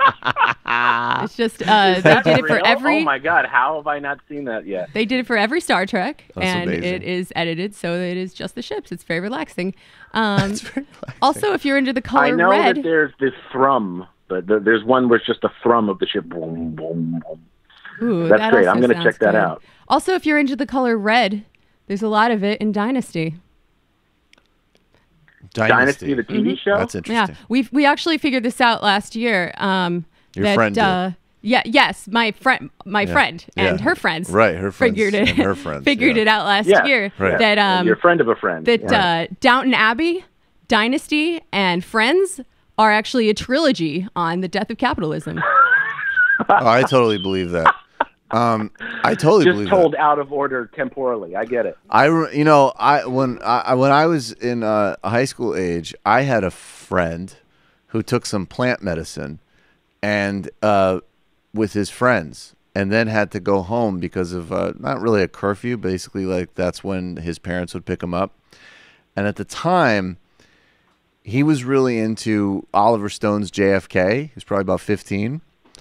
And so he was bored and he was tripping, and he popped on JFK by Oliver Stone. And he ended up 15 minutes into the movie. Big mistake. Crawling to the TV to turn it off, because what had occurred to him was that the movie was part of the CIA plot, and they produced it to see who would watch it, so they knew who they needed to kill. Yeah, that seems pretty true. That seems highly possible. Yep.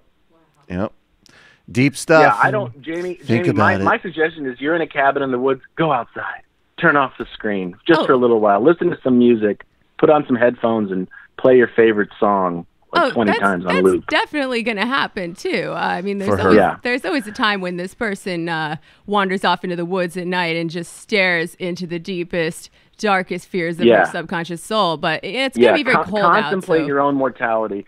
Actually, you know what? Another great one I think would be is the horror movie Sunshine, where basically, I don't want to give too much away, but it's basically, I think I've recommended that years ago on this show, but it's one of my favorite horror films because it's about a spaceship that flies to the sun. Have you guys seen this movie? You're recommending a horror movie? My friends have already for someone spoiled it who's for tripping? me, but no. Yeah, Really? yeah, because here's what I like to do in plant medicine world is contemplate my own mortality and really kind of practice dying.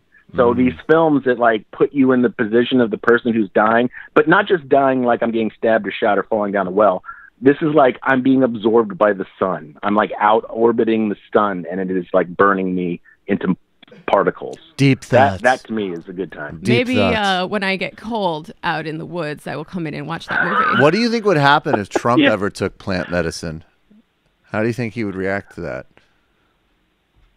Get me a Whopper. I need a Whopper. See, that's what I think is so great about. They did that on the President Show, and they had Deepak Chopra on. Well, it wasn't plant medicine, but the idea was that Deepak was going to lead him in like a really deep meditation, and he meditates and he goes into his subconscious, and his subconscious is absolutely horrifying.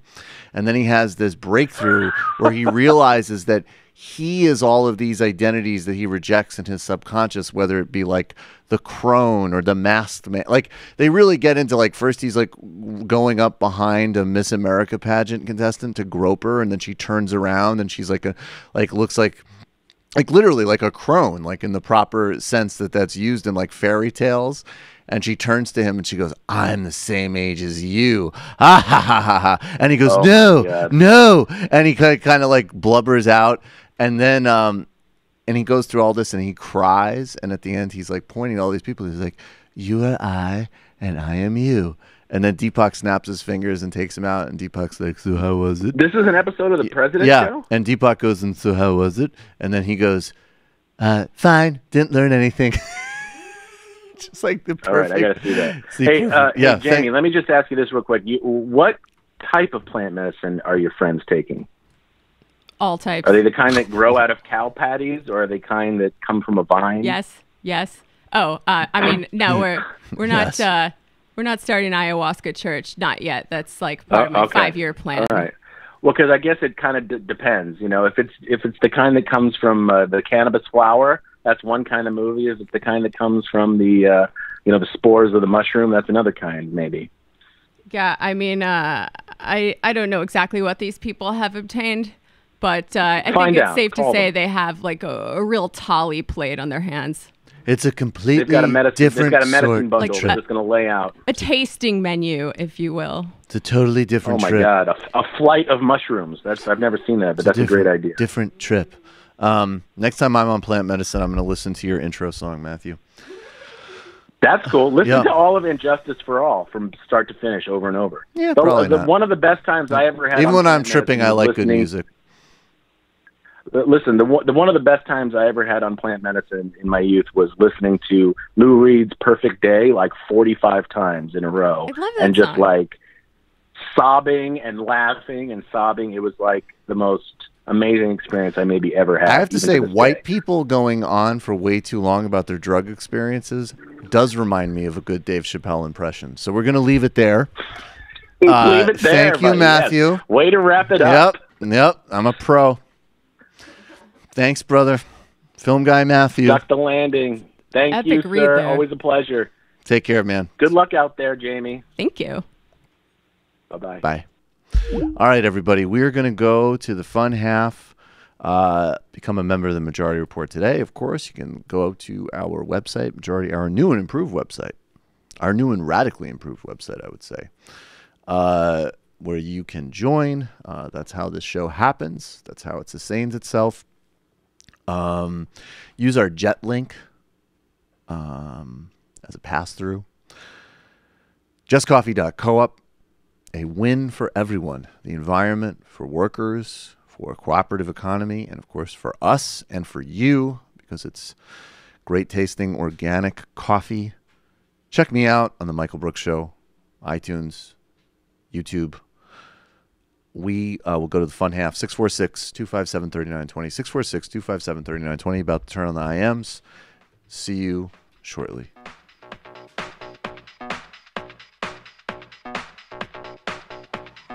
C'est une poupée qui fait non. C'est une poupée qui fait non. Toute la journée, elle fait non. C'est une poupée qui fait non. Toute la journée, elle fait non.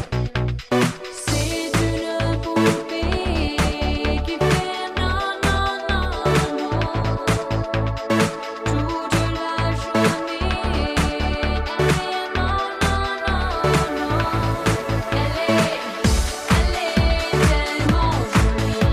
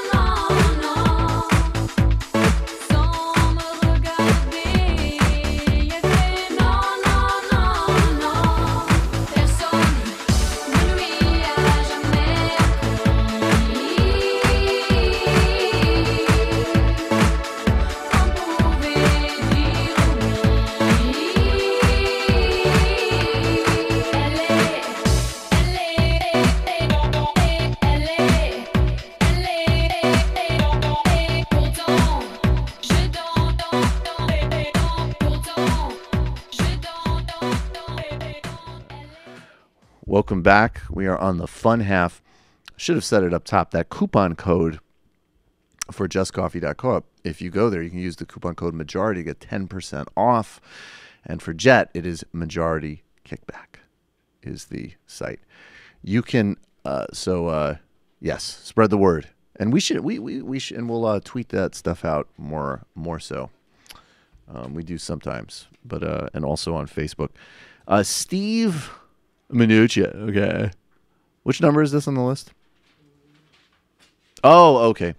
So, as you recall, Donald Trump, part of what vaulted him to the top of the presidential pack was a dumb version of Pat Buchanan politics. And there was a lot of, Breitbart and far-right tabloidism, which is mostly about racism and xenophobia, but it also includes a lot of discourse on so-called globalists, which, of course, might also just really mean, global emoji, globe emoji, globe emoji, the people with the horns, as Jamie is so helpfully miming out over there. And as we predicted, that now when Trump's in office, there will be, of course, no policy or commitments to helping the gutted working class, obviously not, of any race or any demographic in the country. But he was pretty sincere about the racism.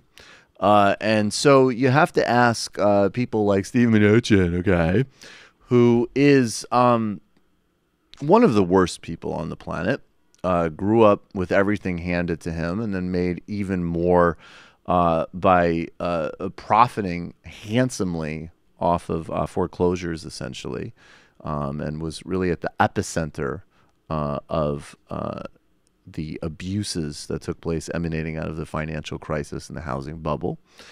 And he is on his way to Davos, and I believe Trump is going to Davos as well. Now, Davos would be like, it's such a caricature of itself that it if you were writing, it's sort of like Spectre, except boring. A bunch of people meet in a Swiss resort town and talk about the future of the global economy, the challenges of globalization, and it really is a meeting of everybody from, Macron to Angelina Jolie will probably be there. I mean, that really is what the meeting is, and it does in some ways. I talked to the anthropologist Scott Atran, who sometimes speaks at Davos, and I'm glad he's there because he's brilliant. And he said, these people they're so connected and so powerful, and they're completely just disconnected from the present reality. Davos was really designed for the late 90s bubble period. But it's still a place of tremendous power and certainly a meeting place of a lot of globalists. And they're going to ask Steve Mnuchin, how does going to this globalist summit fit with the xenophobia and protectionist rhetoric of the Trump gang? What is the point of the Trump administration going to a place that is regarded usually as a hangout for globalists? Well, I don't think it's a hangout for globalists. I think the idea is the economic team is going to go over and talk about the America First economic strategy. We're thrilled that the president is coming, and I think what we know is that the economy that's good for the U.S. is good for the rest of the world. Yeah, I think it's the globalist meeting, okay? I remember I've been involved in many very difficult but very down-home sex trafficking negotiations there. I actually began the process to purchase my latest wife in a meeting at Davos, so it brings families together. And I wouldn't characterize it as a globalist meeting. That's the thing about Mnuchin. Mnuchin has there's no flair or style to his lying.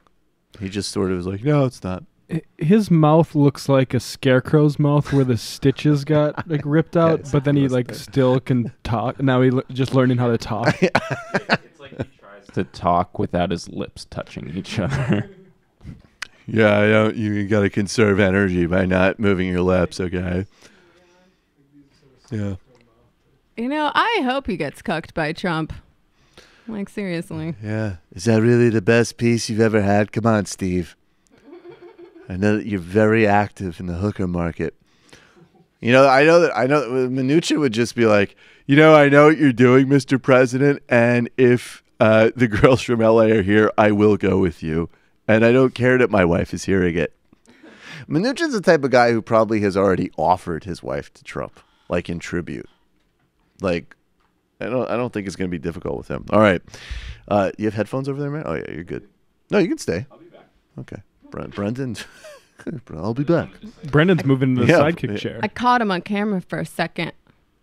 So now everyone knows what a handsome cat you are. Absolutely. Sorry, secret's out. You are calling from a 847 area code. Who are you? Where are you calling from? Hey, it's Josh from Chicago. Hello, Josh. What's going on? I have a recommendation actually for Jamie about movies to see when she's or when they're on drugs. I think it's a good one. The Fountain. The Fountain. That's not an M. Night Shyamalan movie, is it? No. Okay. Darren Aronofsky. Oh, Darren Aronofsky. Oh. Yeah, Tell me it's got more. this like really weird, trippy ending to it that I saw when I was like high on acid a few years ago. It blew my fucking mind. And I think it's just perfect for like this. It's deeply flawed, but it's like a perfect acid movie. Problematic fave?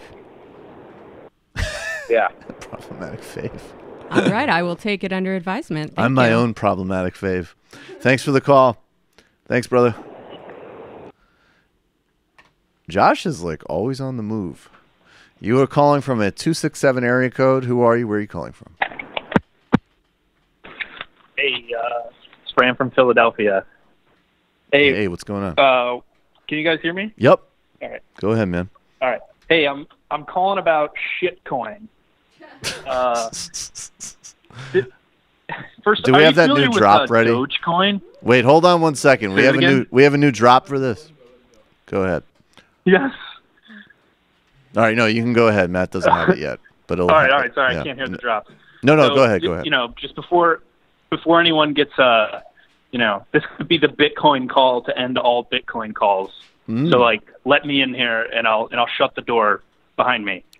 So like, first, Love are you the familiar with confidence. I totally Dogecoin? doubt it, but I love the confidence. Are you familiar with Dogecoin? No.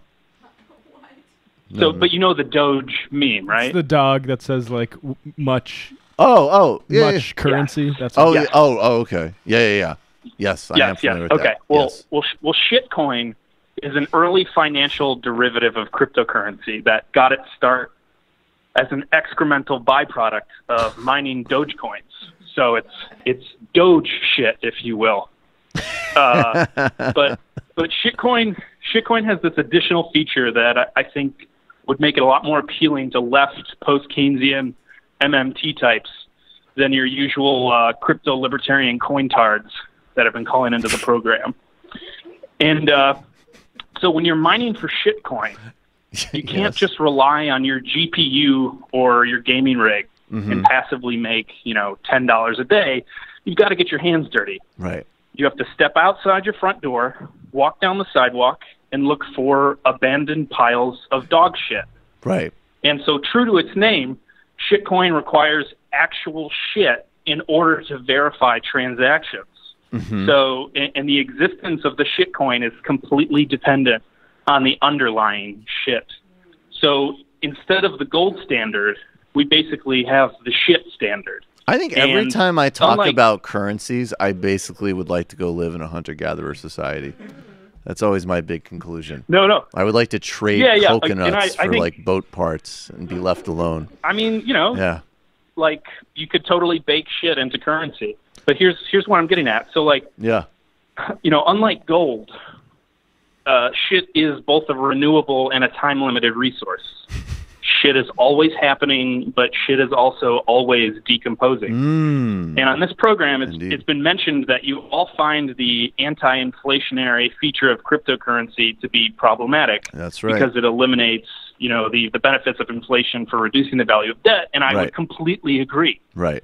Now, the beauty of shit from a monetary perspective is that as it turns out, the combined rates of shit production and shit decay Yes. results in an ideal rate of inflation and completely solves the anti-inflationary. It's like basically, it's like of other macroeconomic equilibrium. Basically, is what you're describing. It's It- actually it's- it's like it's what fucking- Gordon it's Brown genius. claimed to have achieved, but didn't with light touch regulation.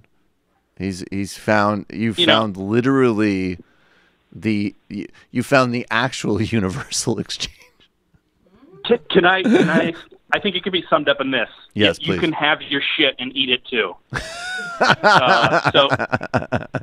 So on a more serious note, Yes. just to like tie this up, Right. I want to echo what you said yesterday, which was great about the concern with cryptocurrency, and that it's just replicating the same capital focused system, but just with high technology. Mm-hmm.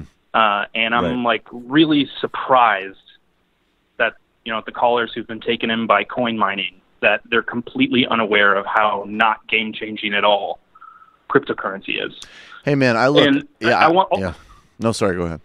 And I want to echo a tweet that Matt made about even the enthusiasm about the underlying innovation. Blockchain is largely misplaced if you're on the left. Now, I mean, if you're in the stream of like high commerce, there's lots to be excited about, especially for like high value goods and commodity contracts. Oh, definitely. And there's even a great application for blockchain in our current economy, and that's transactions in real property, land, homes, and mortgage instruments. Ask David Uruguay Dayen and because of his Sweden book. are doing this. Chain of title stuff. Matt, you said something? Well, yeah, like exactly. David Dayen's So, like, book kind of shows the need for some sort of accountability regime. Right. So it could, that could like eliminate the, these mortgage ownership question issues. So like that's one positive. But if you're just thinking about improving transactions, you are not using the imagination necessary to formulate a vision for a new economy, which is what we need. A new post-capitalist economy. Yeah, I mean, I look, I have one guy who called in, and I'm not shutting the door if you have interesting thoughts on this, but I've just heard nothing that you've just said that remotely contradicts it, and it is very disturbing to me, the obsession that people have with second order things, particularly when it's tech focused. It's disgusting. I agree. Yeah. I agree. Agree. And just the last thing, let me leave you with the other dark side of blockchain, which was like highlighted by what Matt tweeted. And it's that if blockchain as this public ledger is given any type of presumptive weight in a legal dispute, we're in really dangerous territory. Because, Matt's tweet, it was about blockchain verified sex consent. So it's like, two people are about to have sex. They go, I just want to have a record that this was consensual. She blockchained But it. unless you have Blockchained it. It was Yeah, blockchain. exactly, Look at the blockchain. exactly. There's a Unless blue you- dot on it. Blockchained it. Blockchained it. Total lie.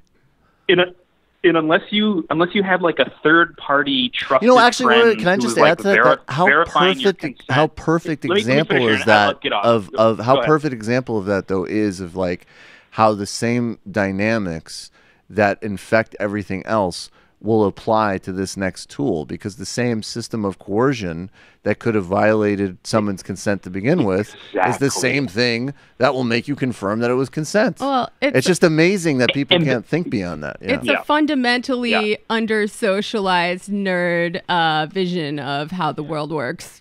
Right. Yep.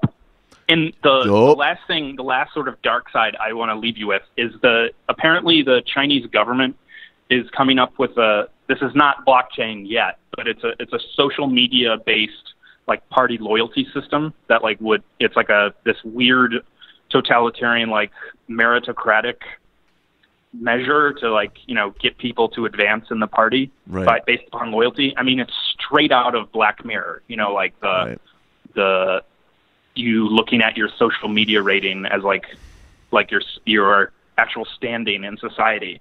Yep. And I think what happens here is if Silicon Valley fulfills like its hedonistic, soft totalitarian, like panopticon wet dream, and you have this indelible blockchain record of all the things you've done throughout your life, like, no thanks. I mean, we can do better than blockchain, folks. Like, think bigger. Yep. So Yes. I hope we clip this call. I can't agree with you more. It's so on target. all right. Please do. I'd love to see it. Thanks, All guys. right. Thank Take you, care. man. Appreciate it. Bitcoin.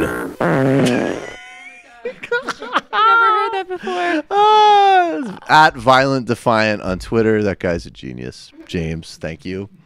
He also is the creator of the infamous Greg Drop and a very respected heavy metal musician, actually. That's the heavy metal music I like. I haven't heard enough of it, though. He has fans, I believe, what did he say, in the Philippines or Indonesia? Yeah. He was explaining one of the reasons he understands that all this anti-Muslim stuff is garbage was in his peer-to-peer relationships he built with his Southeast Asian metalheads. Southeast Asian metalheads buying his dope work. Do we have we still have the Greg one handy, right? Okay, great. It's just, just tickle me with a feather, all right? Greg call. Please let that be the last time we need to play that. I mean, it does. It does. You're not I will even say, saying that in character, Jamie. Wow. Oh God, I need a character for Greg. Maybe it's Jared. I don't know. What would Jared Kushner say? Oh my God, I feel like they'd be friends. That's true, but maybe Jared Kushner was like, "It's working, and it's very exciting." He's not calling anymore. That's a great Kushner impression. I like the Kushner. Yeah, I'm gonna work on it. What were you gonna say? Oh, yeah. I mean, I do like how Bitcoin increases the availability of high quality drugs. I'm not gonna lie, but when I rule the world, drugs will be decommodified, and Bitcoin will be abolished. So. Well, I've already said a million times. Like, I mean, Bitcoin solves for anonymity. That's a big and also, like, let's be real. I mean, anonymity in great ways and in terrible ways. But I'm also, other people were kind of objecting, like, yes, if you can figure out a way to personally profit off of Bitcoin, like, awesome, go for it. I mean, but this isn't a financial advice show. Thames Darwin, Matt and Michael, the album for Right Wing Mandela to play on his radio show is "Speak English or Die" from Stormtroopers of Death. He'll love it. In truth, it's a former Anthrax member, and it's very tongue-in-cheek. Oh, that's funny. Oh, so I guess it's ironic. Also very good and very fast. 20 songs, 30 minutes.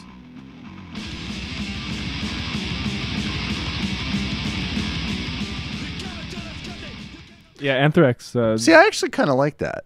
That sound doesn't bother me. Thrash metal's pretty cool. Yeah, that's kind of cool. I can get into that. What were you gonna say about Anthrax? So they're noted for being left wing. Melania is a shithole. Trust me. Trust me. Oh no, I'm not. That's no. I can accept the name, but I'm not doing a elaborate. No. Secret identity politics.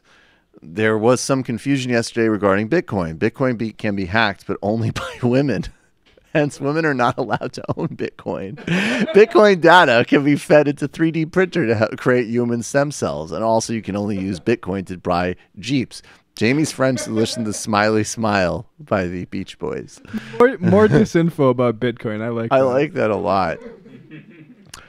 Jonathan Nasterhead. Jonathan. I don't know, dude. I'm not going to be able to pronounce You mean that. accurate info about Bitcoin? Yeah, right. Guys, no disrespect to anyone in the studio, but hearing Matthew speak reminded me of this. Humor can be dissected as a frog, but the thing dies in the process, and the innards are discouraged to any but the pure scientific mind. E.B. White. Also, there was gay royalty in the new Star Wars movie. Carrie Fisher and Laura Dern were totally life partners. Theodore Cuxtable. I just want to clear the air about Bitcoin. Fuck Bitcoin. All right. Which one are we starting with? There's three from the same one. Which one? Okay, this is a kind of funny clip. Rick Wilson is the political consultant version of David Frum. He's a big never Trumper Republican. Actually, I guess I would say I find him just sort of as a person way less annoying than like a David Frum. He's a good speaker. Yeah, he's a good speaker. He's less irritating. And to his credit, like, he's an operative, which I prefer to a ponderous neocon pseudo-intellect. But, you know, he's in this clip with, who else is in this clip? What number is this on Jonathan the sheet? Fredericks. Jonathan Fredericks is this like one of these guys that proves that there's no easier job in the world than right-wing media. So he's a right-wing talk show host, and rounding out the panel is Charles Blow and a woman whose name I don't know, but I think she's actually a Democratic political consultant. She is. And they're on Don Lemon's show, and they're talking about, you know, the Trump shithole comments about Haiti, El Salvador, and countries in Africa. And what's funny here is that Fredericks, who is just, I mean, the guy has to just look in the mirror sometimes and be like, do I really want to be here? But being that as it may, Rick, what's his Wilson. name? Rick Wilson, rather. He is laying into Fredericks for his defense of Trump's racism.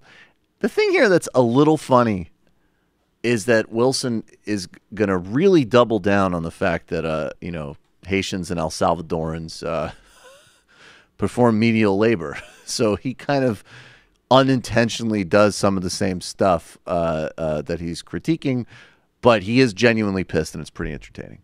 And if you believe that, go on Amazon, order yourself a pointy white hat, head down to Home Depot and get the wood to build a burning cross, because that's the kind of thing you're talking about. That's where your attitude leads to. John? Well, it's about economics, Rick, and you can hurl all the insults you want, and I appreciate it. But look, at the end of the day, you don't appreciate it, John. You are a weak, impotent person who can't handle the fact that there are people who don't look like you who want to come to this country because our system is awesome. You hate that. You hate it so much because you're just so weak inside. That's your substantive argument to me, Rick Wilson, who backed every losing candidate. John, I will gut you like a fish on this show.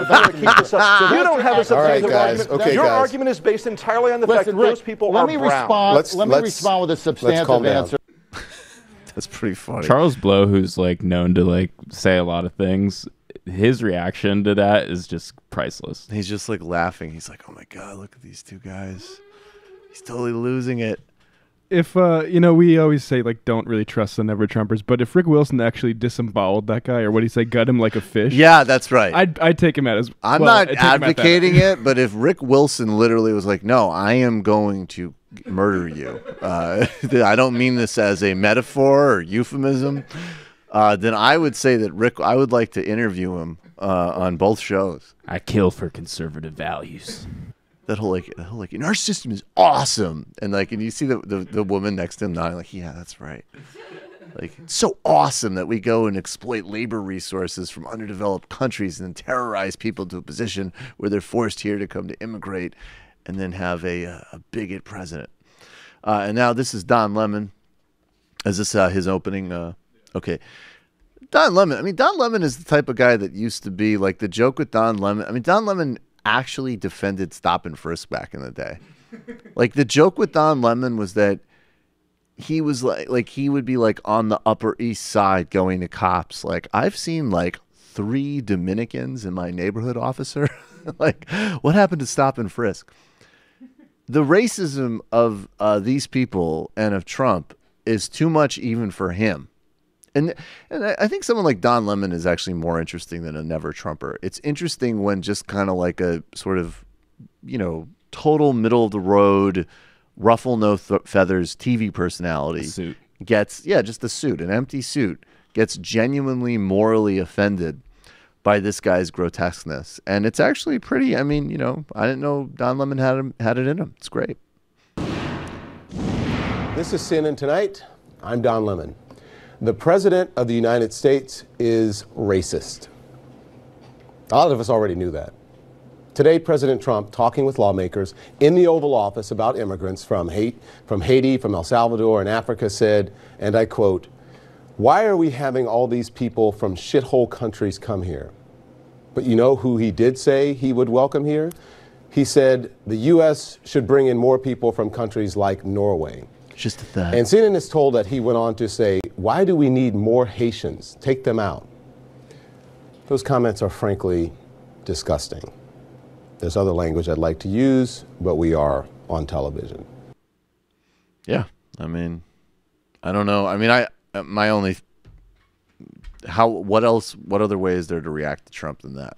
I actually think mockery and incest jokes. There's a lot of my lane, but there's a lot of people saying like the whole like we knew this already type of thing. But I genuinely think when corners like this are turned by people like Don Lemon, we're at least on a different kind of playing field at that point. I think that's true, but I also think we'll see how long it lasts. I mean, it was like what Sam was saying to Dayen. It's like next week. I mean, he comes out and he looks somber. I don't know. I mean, I don't know what the response to his MLK comments are. I don't know if we pulled them.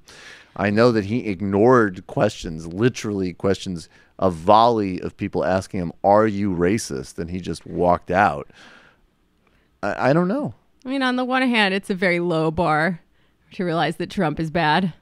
On the other, maybe it will lead these folks to some sort of larger understanding of why our political system is shit. I totally doubt that, but what I do think it will do, which is not insignificant, I think sometimes people on the left miss, is that there is a radical difference between the degradation and undermining of people's lives and our economy, which is very much a bipartisan project in some ways. But the part of the reason that among many that it was so stupid to draw an equivalency between Clinton and Trump was that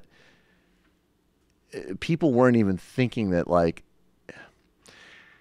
it's one thing to degrade democracy, it's one thing to practice bigotry, and it's still another to sort of actively try to reset the bounds of what is acceptable and actively kind of discredit certain things which should be obvious, they should be bare minimum, but they still were accomplishments to get to.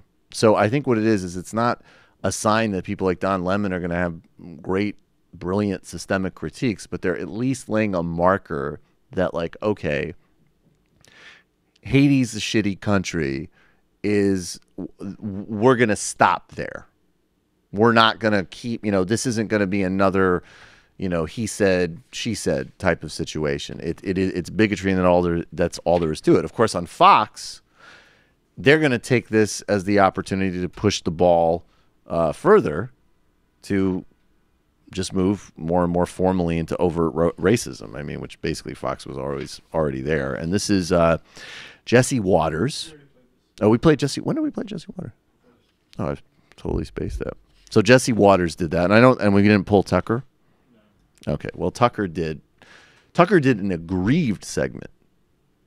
Tucker did this is just fundamentally dishonest to not call these places shitholes. And that's what you're going to see.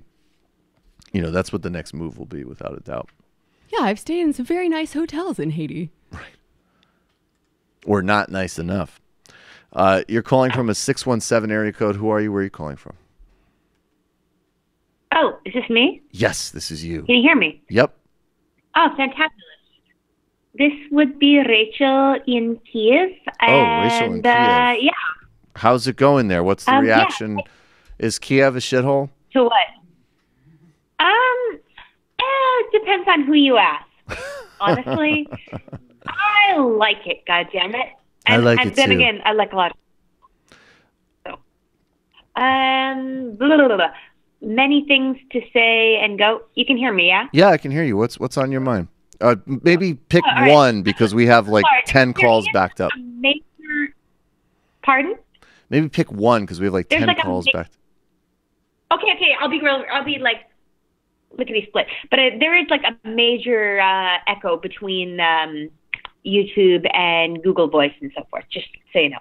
Yeah, I'm just saying about talking about Chappelle and all of that, and I would like to say his start of the progression towards trans acceptance. It's a start. And I mean, I've met people, I even just talked to a fellow yesterday, and who was really, really spouting all kinds of transphobic things, and then just kind of grilled him to say that his, 50 years, his brother then came forth and said sister, and he was giving all kinds of blah, blah, blah about it, and just saying okay, eventually just it's a transition. And I can say for my own part, in high school, I knew of Yeah, I knew a few trans people in high school, and I can say when I was 15 years old, I cringed, and I feel like a terrible person saying that, but I didn't know what to do with it. And like, but you evolved. People I knew. And, yeah. Mm-hmm. Oh yeah, absolutely. I'm saying even Yeah. by the time I was 18, yeah. Right. But I'm just okay. So that is my if you all don't mind a diversion, like how something I imagine. Again, where I'm from and so forth, that and the environment I was from, and that it took me a while to come to terms with. I would be curious to hear about any and all of y'all about how you came around to, in your youth growing up, like wrap your head around transsexuality, transgender, and gender. All right. Yeah. I'd be okay. like, Got it. I'll let you go because of the echo, but we'll go around. Thank you so much. Well, obviously, I don't want to comment on this. So, Jane, no, I'm just kidding. I mean, I have to say, I mean, I think with certain issues, not with class, not with race stuff, but I mean, I growing up, I did in fact grow up in an ultra liberal bubble. So I'm sure that I had like. I don't know. I mean, actually, transsexual people were in the community I grew up in. And, obviously it's a lie if you say, like, it wasn't noticeable to me, like, as a kid, like, hey, what's that? I mean, but it wasn't, it was just like, okay, well, that's what it is. And I don't know. I never had a freak out about it. If that makes sense. The first experience I can remember was just sort of heartbreaking a little bit. Is sixth grade, between 6th and 7th grade, I went with a bunch of kids from my class to Washington, D.C. for National History Day. Right. I was in a play about the Lewis and Clark expedition. And who did you play? Meriwether Lewis. And wait a second. Huh. Lead. Well... And we were on the subway metro in D.C., and I didn't see the person, but there was a trans person on the train, and people were like, after we got off, people were like, oh my gosh, did you see it? Basically, right? Like that sort of 6th grader response. Right. But and then that was what I remembered. That was my only experience ever that I could remember and was conscious of.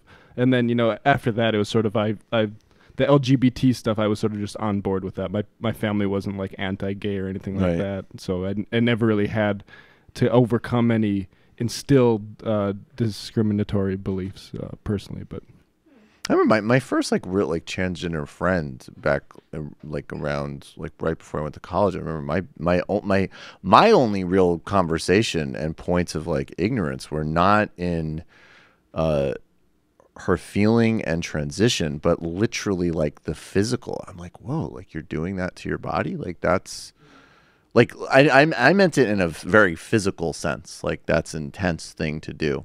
And so those were where all of my questions and ignorance were based, not on her identity and who she was. It was literally on, how it felt. Yeah, I think it's partly a generational thing as well. A lot of second wave feminists still have sort of this essentializing definition of gender and what it means to be a woman. And they're kind of like social justice warriors of a different era who feel like anyone coming into their space who's not exactly like them is marginalizing them in some way. And you can go down the internet K-hole real deep and see some of the insane things that they say about trans people. But for me, I didn't really grow up with any trans people. I was always into I was a theater kid. I was into fluid gender and sexuality and whatnot. I'm a bit queer myself, so I can empathize. But there was still almost like a tokenizing aspect. When I would meet a trans person, in spite of myself, I'd be like, "Ooh, a trans friend," even though I know they're just regular people. But since I've become very close friends with someone who's transgender, that has completely gone away. And, I feel it very, very on a very visceral level now. Like trans people are just people. They're just like regular ass anyone else. There's assholes. There's great people. There's everyone's complicated. In a certain sense. So yeah. Brendan, you got any? I worked at a boys' summer camp with a formerly man who's now I believe like fluid and goes by Isabel, and it was interesting. I think at the time she was just beginning to figure that out, and it was tough for her, especially in like an all male environment. But it's really. I mean, it was interesting. I actually have a friend who I had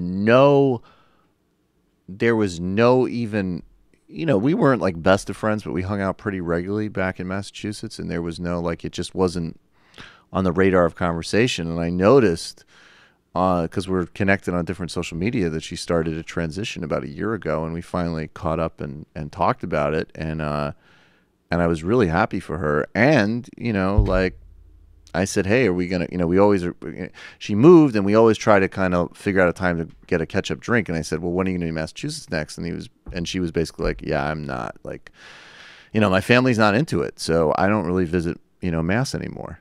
And it was, I don't know. I mean, I knew her family, so it's not particularly surprising, but it's very depressing, just kind of basic human reminder of that sort of thing. You're calling from a 909 area code. Who are you? Where are you calling from? Hey, my name's Noah. I'm calling from California. Hey, Noah, what's going on? I was actually... Sorry. Still there? Yep, right here. What's going on, man? All right, cool. No, I was just going to say, tomorrow I'm going out to somewhere by my house to phone bank for Allison Hartson, who's the Justice Democrat running against Dianne Feinstein. Cool. Yeah, and I was just wondering, like, is that worth it? Because a lot of people have been saying that she doesn't have a good chance to win because, people normally, when they talk about her primary challenger, they talk about Kevin De Leon. Mm-hmm. And they said that Allison Hartson's kind of just a side note. Mm-hmm. And so I was just wondering, like, is me going out there and phone banking for her, is that going to, like, make any kind of tangible difference or not really? Well, I mean, obviously I can't really predict that. I think that... But I mean, what would you put her chances? I mean, that's a real uphill battle. There's no doubt that's. I mean, because she's basically taking on, it's an incumbent senator who's really hard to take out to begin with, though she totally should lose her primary. And then De Leon jumped in, and he's president of the Senate? I mean, he's an important statewide political figure. So that's kind of like she's basically taking on two Goliaths. But I think, look, if you like, I've looked into her a little bit, and obviously I support most of the Justice Democrat platform. If you believe in her, honestly, phone banking, short of going door to door, is probably where you would have the most tangible impact if that's what you want to have. So if you believe in it and you have a free day, go for it. If you're really primarily just concerned about beating Feinstein, I don't know enough about De Leon, but I do know that he, at the very least, I mean, I'm sure he's to the left of her. So maybe at some point they're going to have to make the calculation that if we're really serious about winning this, maybe she'll need to bow out and support him. But right, I don't. Yeah. But no, I don't think it's a waste of time. I think if you believe in it and you want to get involved, I mean, that's, as I say, phone banking or door to door, you're actually talking to people. And some people will be rude and not want to talk to you, but I think a fair amount of people some people actually appreciate it, in my experience. All right, cool. Yeah, I mean, maybe I'll call in and tell you what happens, if anything happens. Yeah. I mean, I've never done it before. Oh, yeah, don't be nervous about it. They'll give you a basic script. And, if people are rude, then it's just a funny story. Plus, you're good on the phone. Yeah, exactly. You've been testing. You're talking to an international audience. Now you're just going to be talking to some, like, retiree in I don't know, probably not Orange County. I'm sure they won't have you making calls in Orange County. All right, thanks for the call. You're calling from a 651 area code. Who are you? Where are you calling from? Hi, can you hear me? Mm-hmm. Oh, hello. It's Mariana from Minneapolis, St. Paul area. Hey, Mariana, what's going on? Hi. I just wanted to, I guess, call in really quick. I don't know how relevant it is, so I'll try to make it quick. But I just thought while you and like Matthew Film Guy and such were talking about musicians' politics, I think it's kind of an interesting topic because I do think even if it's not a make or break deal, it does kind of color how you view an artist and relate to their music. Mm-hmm. I know me as someone who's a fan of metal, I think one of the reasons there's a lot of right-wing politics in metal is kind of the issue with misanthropic lyrics and just kind of that general culture, and a dislike of humanity just kind of lends itself more naturally to reactionary politics than You wonder if left-wing I'm sorry, I misunderstood you. I didn't understand you. You wonder if humanity runs itself naturally towards reactionary politics, Oh no, sorry. or sorry. dislike I'm of kind talking dislike fast. of humanity. I'm sorry. No, I totally misheard you. Yeah, I just think it lends itself more readily to right-wing politics. And I think angry lyrics and stuff like that, I mean, I definitely like a lot of them. It can be cathartic and it can even be helpful or productive, but sometimes it just kind of borders on, like, you know, if left-wing politics are about helping others, creating a better world, then this kind of negative view of the world and people around it is not going to lend itself as readily to left-wing politics. And of course there are exceptions, but Yeah, I think that could be true. I don't know. I don't know. I don't know. Yeah. And sorry, just a No, quick it's an second interesting point. I don't question. want to go on too long. No, it's fine. Just make. Yeah, the point. but Yeah. at the same time, I am a bit apprehensive about drawing too much from people's lyrics to try and figure out their politics, because as we know, if music is a form of art and it's not one-to-one representative, people can talk about different issues or negative feelings, and that's a way of expressing some sort of truth, but it's not necessarily condoning it or anything like that. Like, I know with Tool, which Jamie was talking about earlier, there are some questionable lyrics in politics of the lead singer, but if you really look into their politics, it's more liberal than it might seem on the surface, and it's just kind of hard to tell from someone's art sometimes, which, since we see art as political, which it is, it's just sometimes really easy to listen to an album and be like, oh, this is how they must feel. But well, and also sometimes you're going to unless learn you have more things. You're going to information, you don't learn really know. things from things that even you might like. I'm listening to this like. I went down a rabbit hole, which I'll try to keep to a minimum explaining it. But I started listening to this actually really ridiculous podcast by this guy I mentioned on my show. There was a guy who used to be a gossip columnist, and Howard Stern had him on, and Donald Trump called up to say that he stole the guy's girlfriend. And I didn't really know the story, but people like some people reached out and told me who this guy's name was, and I went in a rabbit hole. And the point, he has a podcast now, which is kind of like a Hollywood but a podcast, but he also tells stories about like the mafia and Howard Stern, and you know, he's a total Long Island Italian 50-something dude, and that's not somebody who's like super woke at all, and he supports Trump and everything. And there's some things he says that I just totally disagree with. There's some things that he says that are really entertaining, and there's also a lot of information that I'm getting about a certain worldview and a certain way of doing things by somebody who's actually very talented and entertaining that I disagree with, but it's almost like gathering intelligence. I just think in general there does also need to be some ability to just like, you know, process information that even might even be total. Like, you know, I mean, on a much more extreme example, I discipline myself to read Breitbart sometimes. I mean, Breitbart is absolutely fucking irredeemable. There's nothing good about it. Oh yeah, it's trash. But I need to know. I follow right-wing politics a lot. Yeah, so I think, you know, there's a big continuum, and it's worth engaging in a lot of cultural content.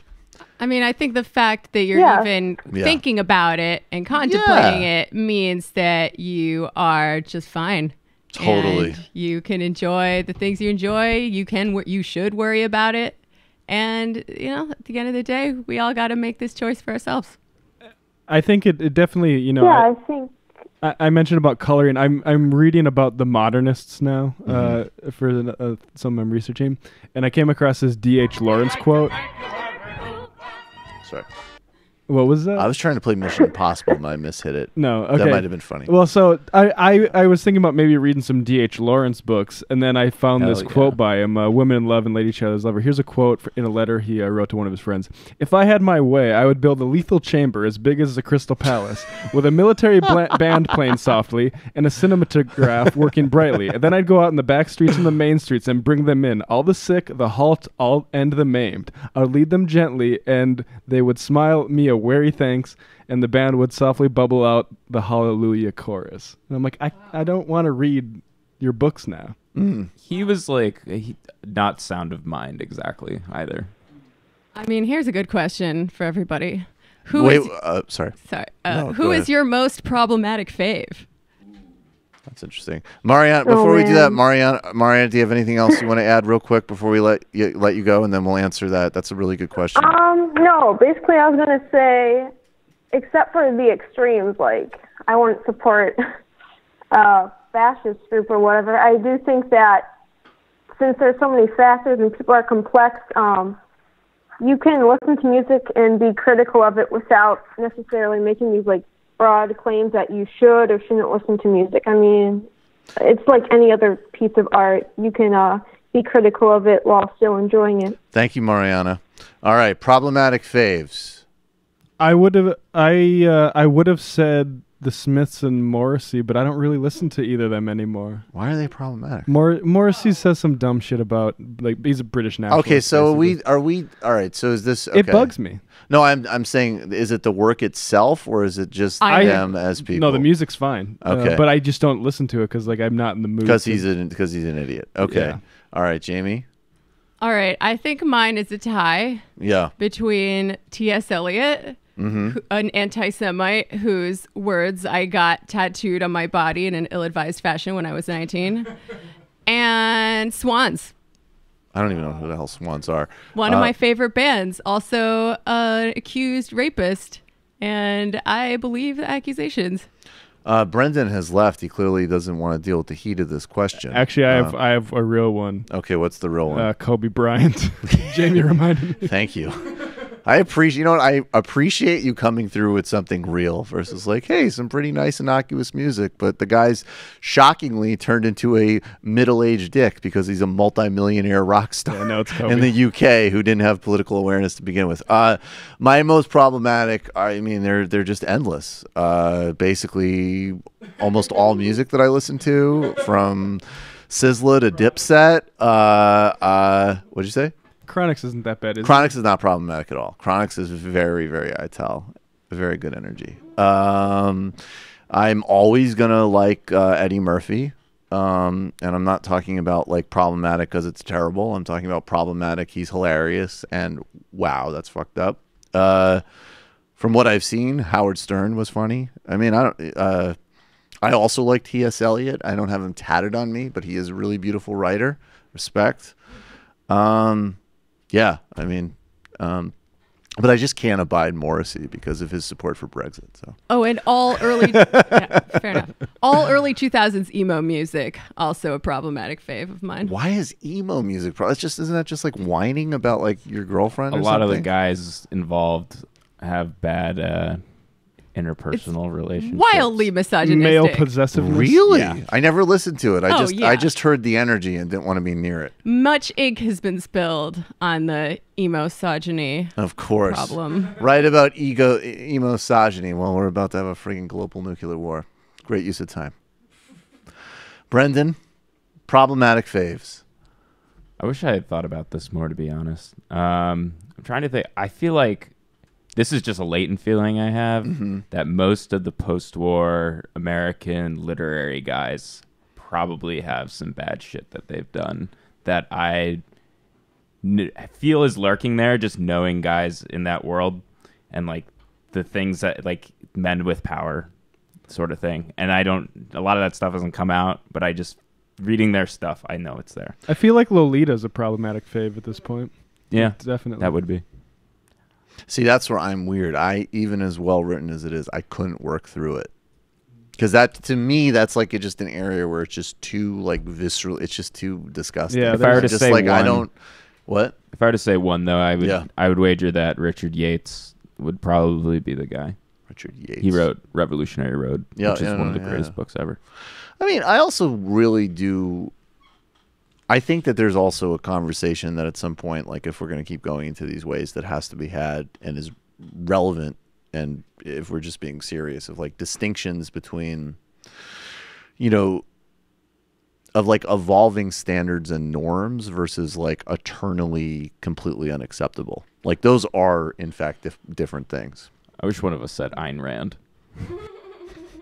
Ayn Rand was That's always Janine's problematic fave. Yeah, Janine, that was very easy to not like Ayn Rand. I mean, Ayn Rand even had. I was remembering the other day. Ayn Rand had like some very rapey stuff in one of her books. Oh well, yeah, Fountainhead. This thing that sucks about Ayn Rand is I have friends who actually do have that as a problematic fave and don't really know why it's problematic. What? But I don't even understand. Like it's so poorly written. It's garbage. There's nothing like fair, slickly alluring about it. People read a lot of poorly written shit.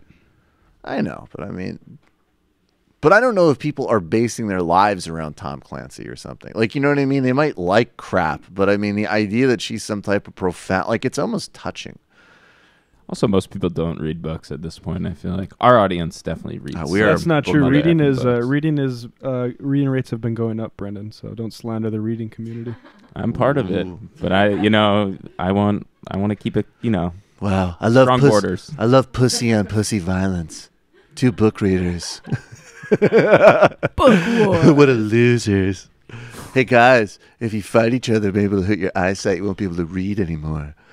Couple of losers. You're calling from a 925 area code. Who are you? Where are you calling from? Yeah, this is Armand calling from DC. Hey, I just wanted to make a point both about Bitcoin and Alex Jones at the same time. Okay, is the sound drop ready? Well, actually, first I want to make a quick point. The Bitcoin scams that are in support of this always make this argument that like either it's unhackable or like the fact that it's not directly under government control is some kind of like a good thing for the general public. But they should kind of understand this is like more of this like anti-governmentism that the right wing actually uses against us. It's like It's inherently bad that money is under the state's control. We should actually want it under the state's control because the government is the public and the public is us. It's just a matter of getting control of your government. If you have private interests capturing your government, yes, things become problematic. So the fight should be over taking control of your government and not taking money totally out of the government's control, because even when it's captured by private interests, at least the state is supposed to maintain some kind of expectation of stability or expectation of fairness.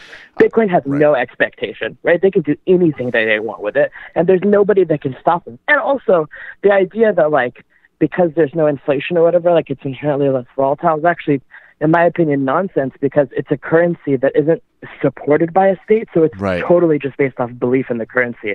And so platforms such as Facebook, Twitter, YouTube, platforms like TV completely dictate the discourse and completely dictate the value, which means that billionaires once again end up in total control over the value of Bitcoin and where it's going. So that's like the quick point. But on a social point, I think Bitcoin is actually just like the manifestation of like our current time, which I think is really important to understand in order to engage politically and fight politically, and to understand even kind of what the right is doing. I had called in like a week ago, I think, and Jamie will probably remember because she talked a little bit about like the right and how they build consensus and how the left doesn't with new media and people like Jimmy Dore. But I think Bitcoin is kind of emblematic of like the more digital space increases and the more people are kind of connected, the easier it is to get any message out, obviously, which means that there's a certain amount of like, you can say anything and it'll stick somewhere. Right. Like if you have 7 billion people, if somebody's saying that there's lizard people secretly running things, there's going to be some subset that says, well, the world is unjust and I don't like the way it goes. So clearly there must be lizard aliens secretly running things and destroying us from having a fair life. Yep. Right? Like there's going to be a subset that believes that. So Bitcoin, of course, is an inevitability because if you just do anything out of the 7 billion people that exist, whatever percentage is connected digitally to the world, if you just get this message in front of them, there's some subset that you can build a subculture around, right? And you can build this kind of movement. And I think what the right has really done effectively, is to exploit these many disparate subcultures that aren't necessarily connected into one bigger like movement or political message, but they kind of sit there on the margins. Can't and get nobody laid, really thinks hate they're women. a big deal. Here's People just weird kind of dating laugh at Alex advice. Jones. And also there's Bitcoin. Sorry? No, I think you're totally right. Thanks for the call, man. I really appreciate it. I think that's totally, I think that's actually another thing, as overrated as he is, that was an instinct that Bannon had that was very effective. Thanks for the call, man. All right, a few more IMs. And guys, I'm just warning you, don't be pissed if I don't get to all these calls because a lot of you are waiting. The level of discourse in the Bitcoin callers is really improved today. Yes. Thanks, guys. It's a great. Oh, you were listening yesterday? Yeah. So you did. You got the Bitcoin. You got the Bitcoin download. Problematic Bitcoin. It's like Excalibur. I'm going to have the Bitcoin take. No, I will remove the Bitcoin take from the stone. Really cool. Problematic faves. The Smashing Pumpkins. They're problematic. I thought they were like some type of 90s. Billy Corgan is like Alex Jones's bestie. Oh, right. I forgot about that guy. Okay.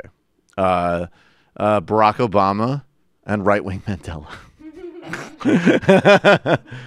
Yeah, right. That's what I was going to. My favorite problematic is me. Michael, Red Garlic. Michael, it's pretty rich to rip on death metal when you're a white guy whose music playlist is 50% reggae. Yeah, right. I like good music. Your point? Ear. Right-wing metal suggestion. The band MOD, composers of such charming songs as AID. Ew, I'm not going to read that. That's fucked up. Or Speak English or Die, which is also fucked up, but not as fucked up as the first one. That's what we played earlier. We played that one earlier. Okay. Bravo-matic. This is very interesting, but when you get back to the important debate regarding Midwestern pizza options. Also, Plant Med School recommendation. Spielberg's 1941 with John Belushi. Joanna, Chappelle says he's 80% comedian, 20% black. What's the MR Crew breakdown? Well, if you recall, I was inspired by Peter Dow. I had never thought of this before, so I did put up a poll on Twitter asking, because my middle name's Jamal and I like Chronics and I forget what else I liked. It was like Nas or something. And so the vote was between am I black and does not matter, which are the only two options. I think I came out with like 53% black versus 47%. So that's 47% does not matter. Does not matter. That's right. My identity does not matter. So 50, but a strong break gave me black. So guys, what are your breakdowns? Like Brendan, as an example, you might be like 44% young literary gentleman, 56% Irish Catholic scum.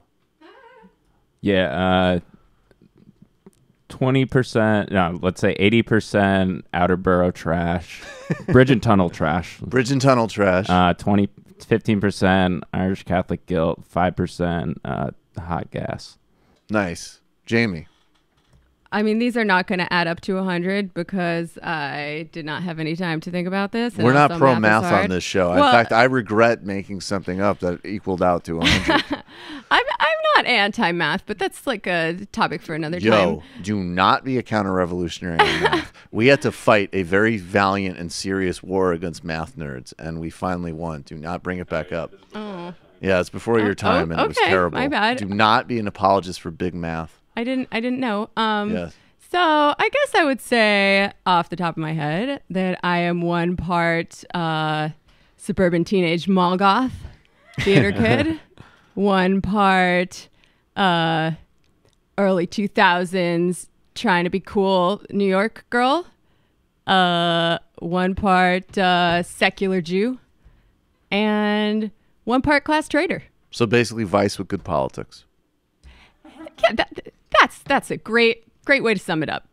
I mean, that actually wouldn't be how I would sum you up, but that if I read that on paper, that's how I'd sum it up. I mean, it's been a long road for me to return to my roots as a Gothic American and no longer be ashamed in any way, shape, or form. But I'm getting there. I dig it. What was the question specifically? It was Your makeup. Your makeup, basically. I don't know how to be clever with this. I don't know. Be honest. Ooh, Brendan, that was very stern-like. I don't know. What's your makeup? Farm kid on one side and suburban on the other. That's basically North Dakota. I love it. Problematic fave, Stalin. That's lit. Sean MD. People calling Tommy Lauren Tammy on Twitter is my favorite new thing. Okay. Patton. Is anyone else disgusted by how the Democrats closed ranks around Bob Menendez? He's running in 2018 with no major primary challenger. He hasn't taken on any responsibility. And I think this points to a serious problem that we look soft in corruption in the party. I don't think it matters from an electoral point of view. I mean, I don't know.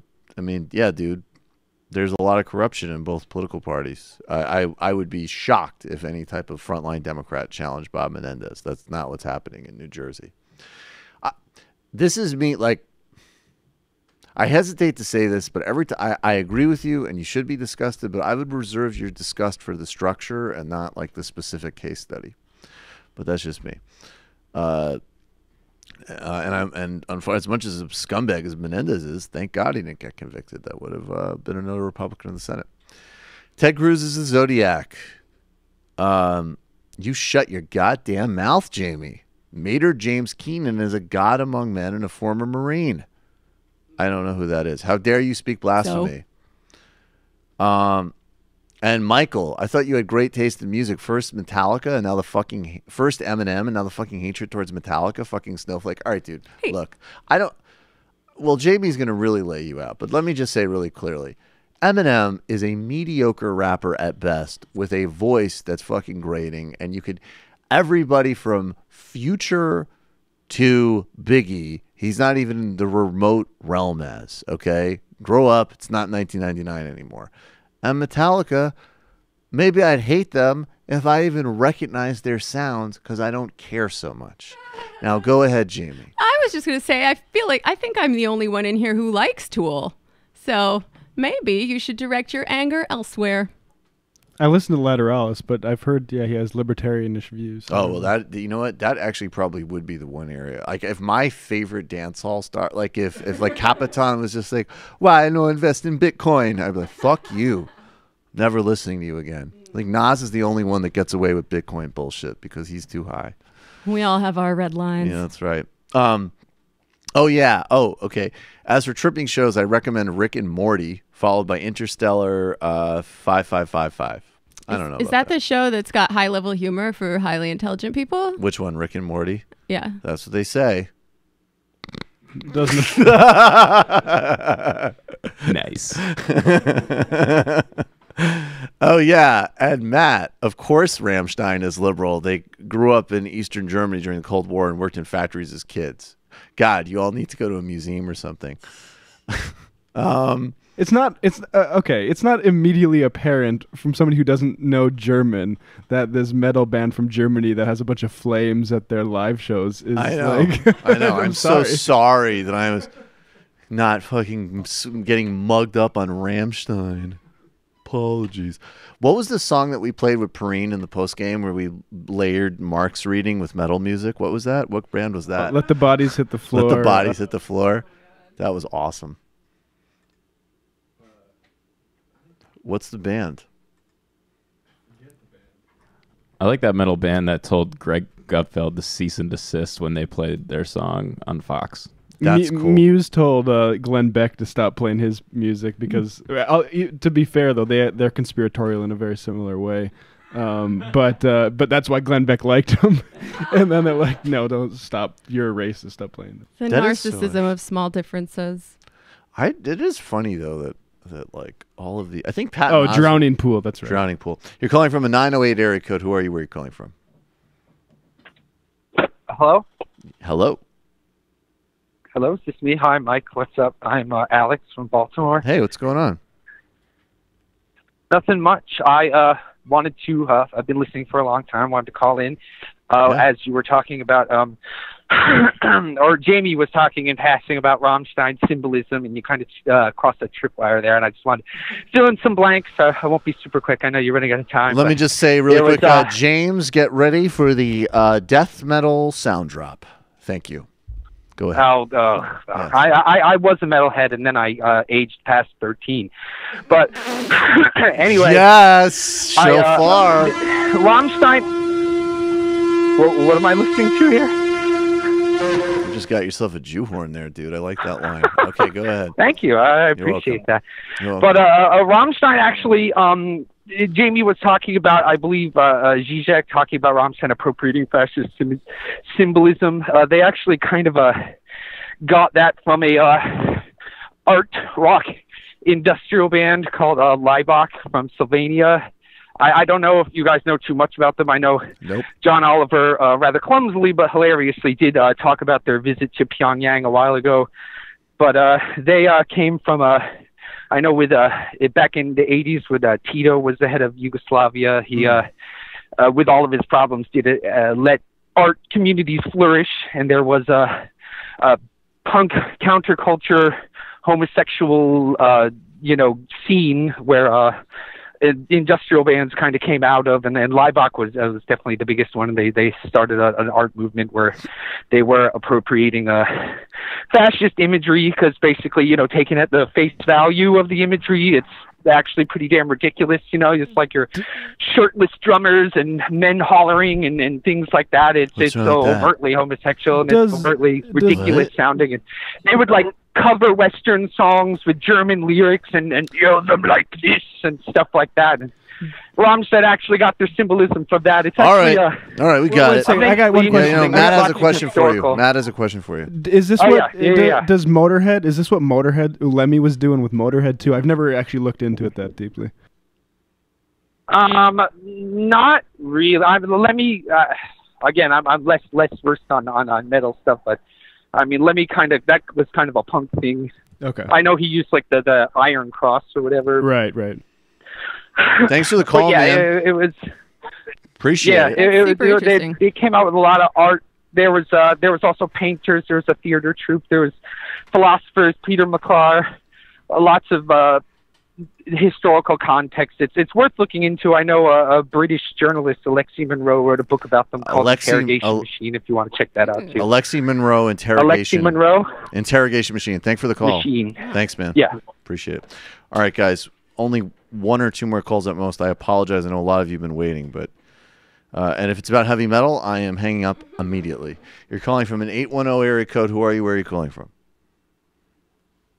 Michael and Sam, my name is Chadwick. I'm in Flint.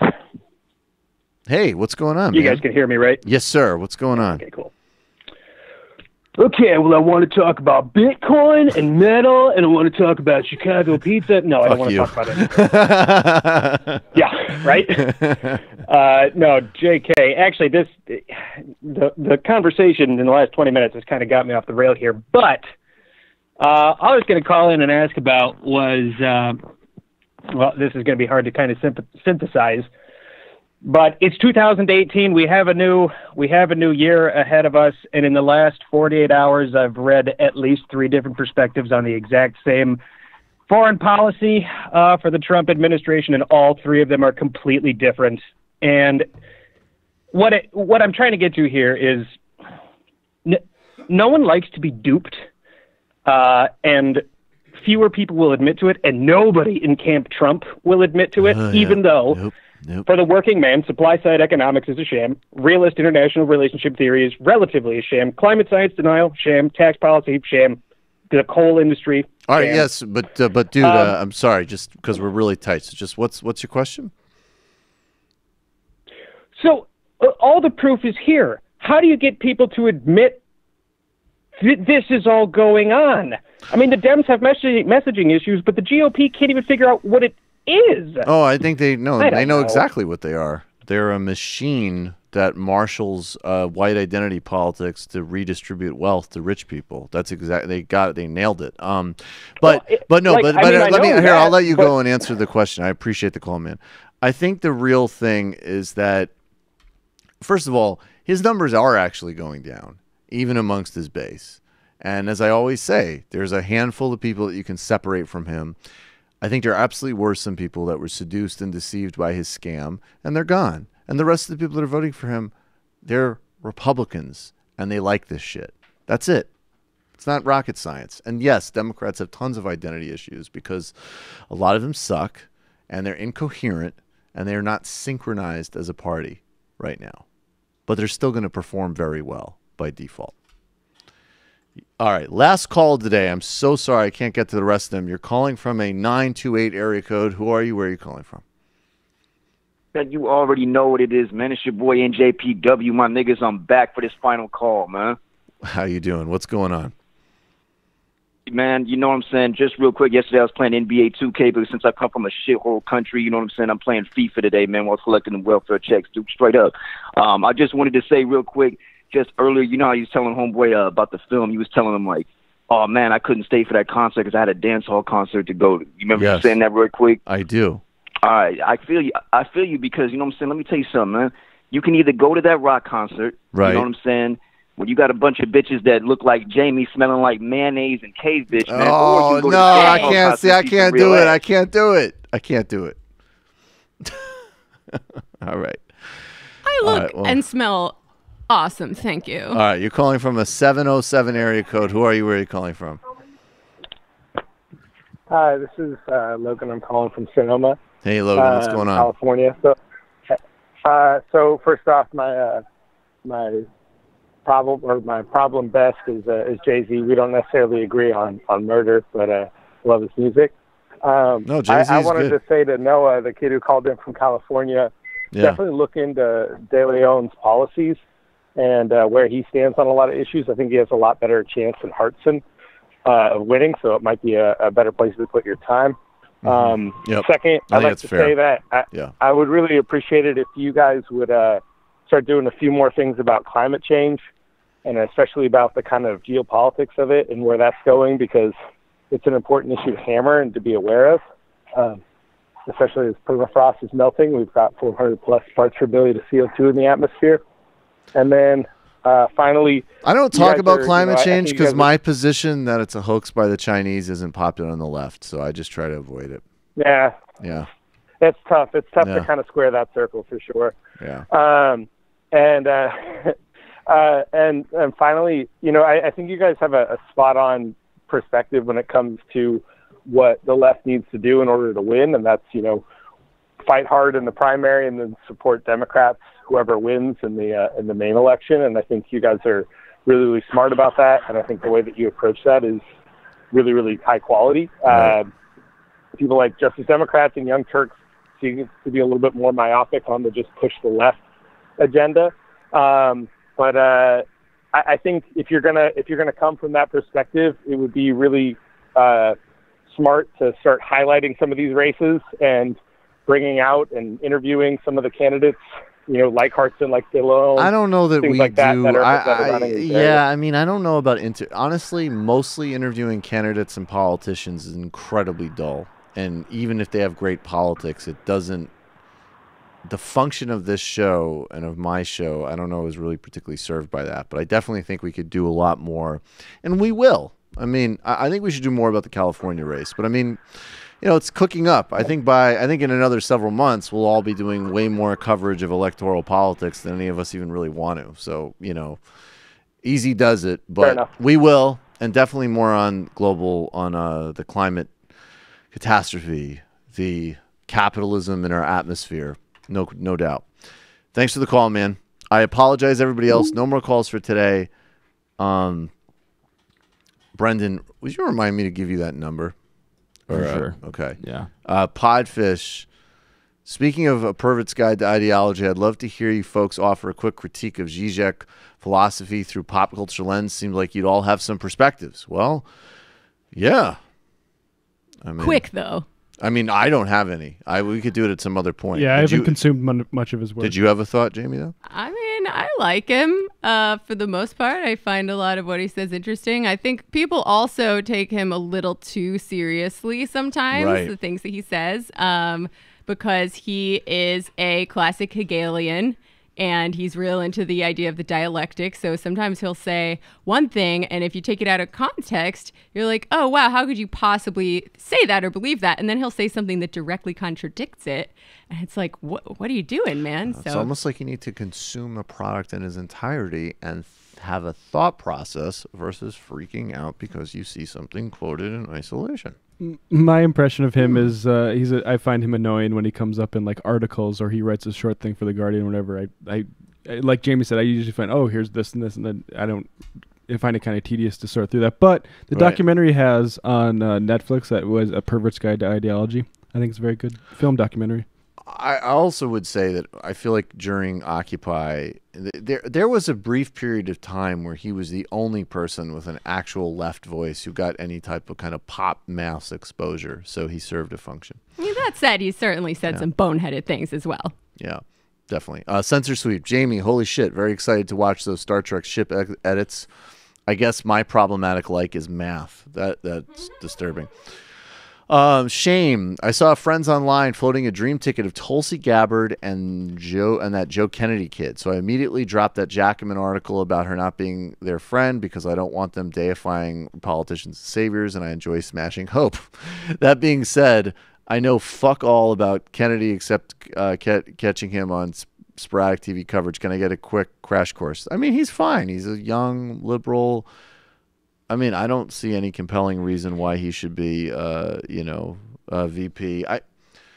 I think that there's something not great about him, but I honestly don't remember where I read it. I think he had a video that we played about a year ago or so at Paul Ryan that was great. I mean, I don't have particularly strong feelings about him. Mark Joseph, this shithole stuff is so transparent. After the immigration meeting where Trump was all over the place, his base was furious. I was laughing hysterically at the comment section in Breitbart. Trump advisors obviously felt to let it be known that he was in danger of losing his base due to his Bill of Love comments, so they had 6 Republicans there with Trump to meet Durbin and Graham, so he wouldn't make a bipartisan deal. These comments were there for one reason, solidify the base. I think there's a lot of truth to that. Now, this idiot put himself in a situation where if he does that, 70% of the country wants DACA. He will alienate the 30% that still supports him. Unfucking believable. And Michael, if you ever call me Josephine again, I will pull my Patreon support of TMBS. Love you, MR Crew. Mark Joseph, a.k.a. Snow in Winterfell. Fair enough, Mark. All right, guys. I'm just going to pick at random a final I am. I'm sorry I can't get to all of you, but we are well late. Nope, that's not going to be it. It literally is about Chicago pizza. It's not happening. Oh, Bullprog with a fucking Bitcoin link. Okay. Christo, psychedelic movie suggestions. Guy Mannon's Careful for Starters. And also once tripped and watched Fantasia. Kind of old school, but I found it very beautiful. Meanwhile, speaking of Star Wars, you should totally check out Catherine Bernhardt's Stormtrooper paintings at the Lower East Side Gallery in Canada, at the LES Gallery in Canada. We are not here Monday. We have a special MLK Day special. And then on Tuesday, we are back live. See you soon, everybody. It might take all the strength I got to get to where I want, but I know somehow I'm gonna get there. I wasn't looking when I just got caught between the truth and the light bar, but finding out won't make me feel any better. Yeah, I know the clock is ticking, but the meds are gonna kick in, and my pilot light shining bright. I get somewhere the choice was made.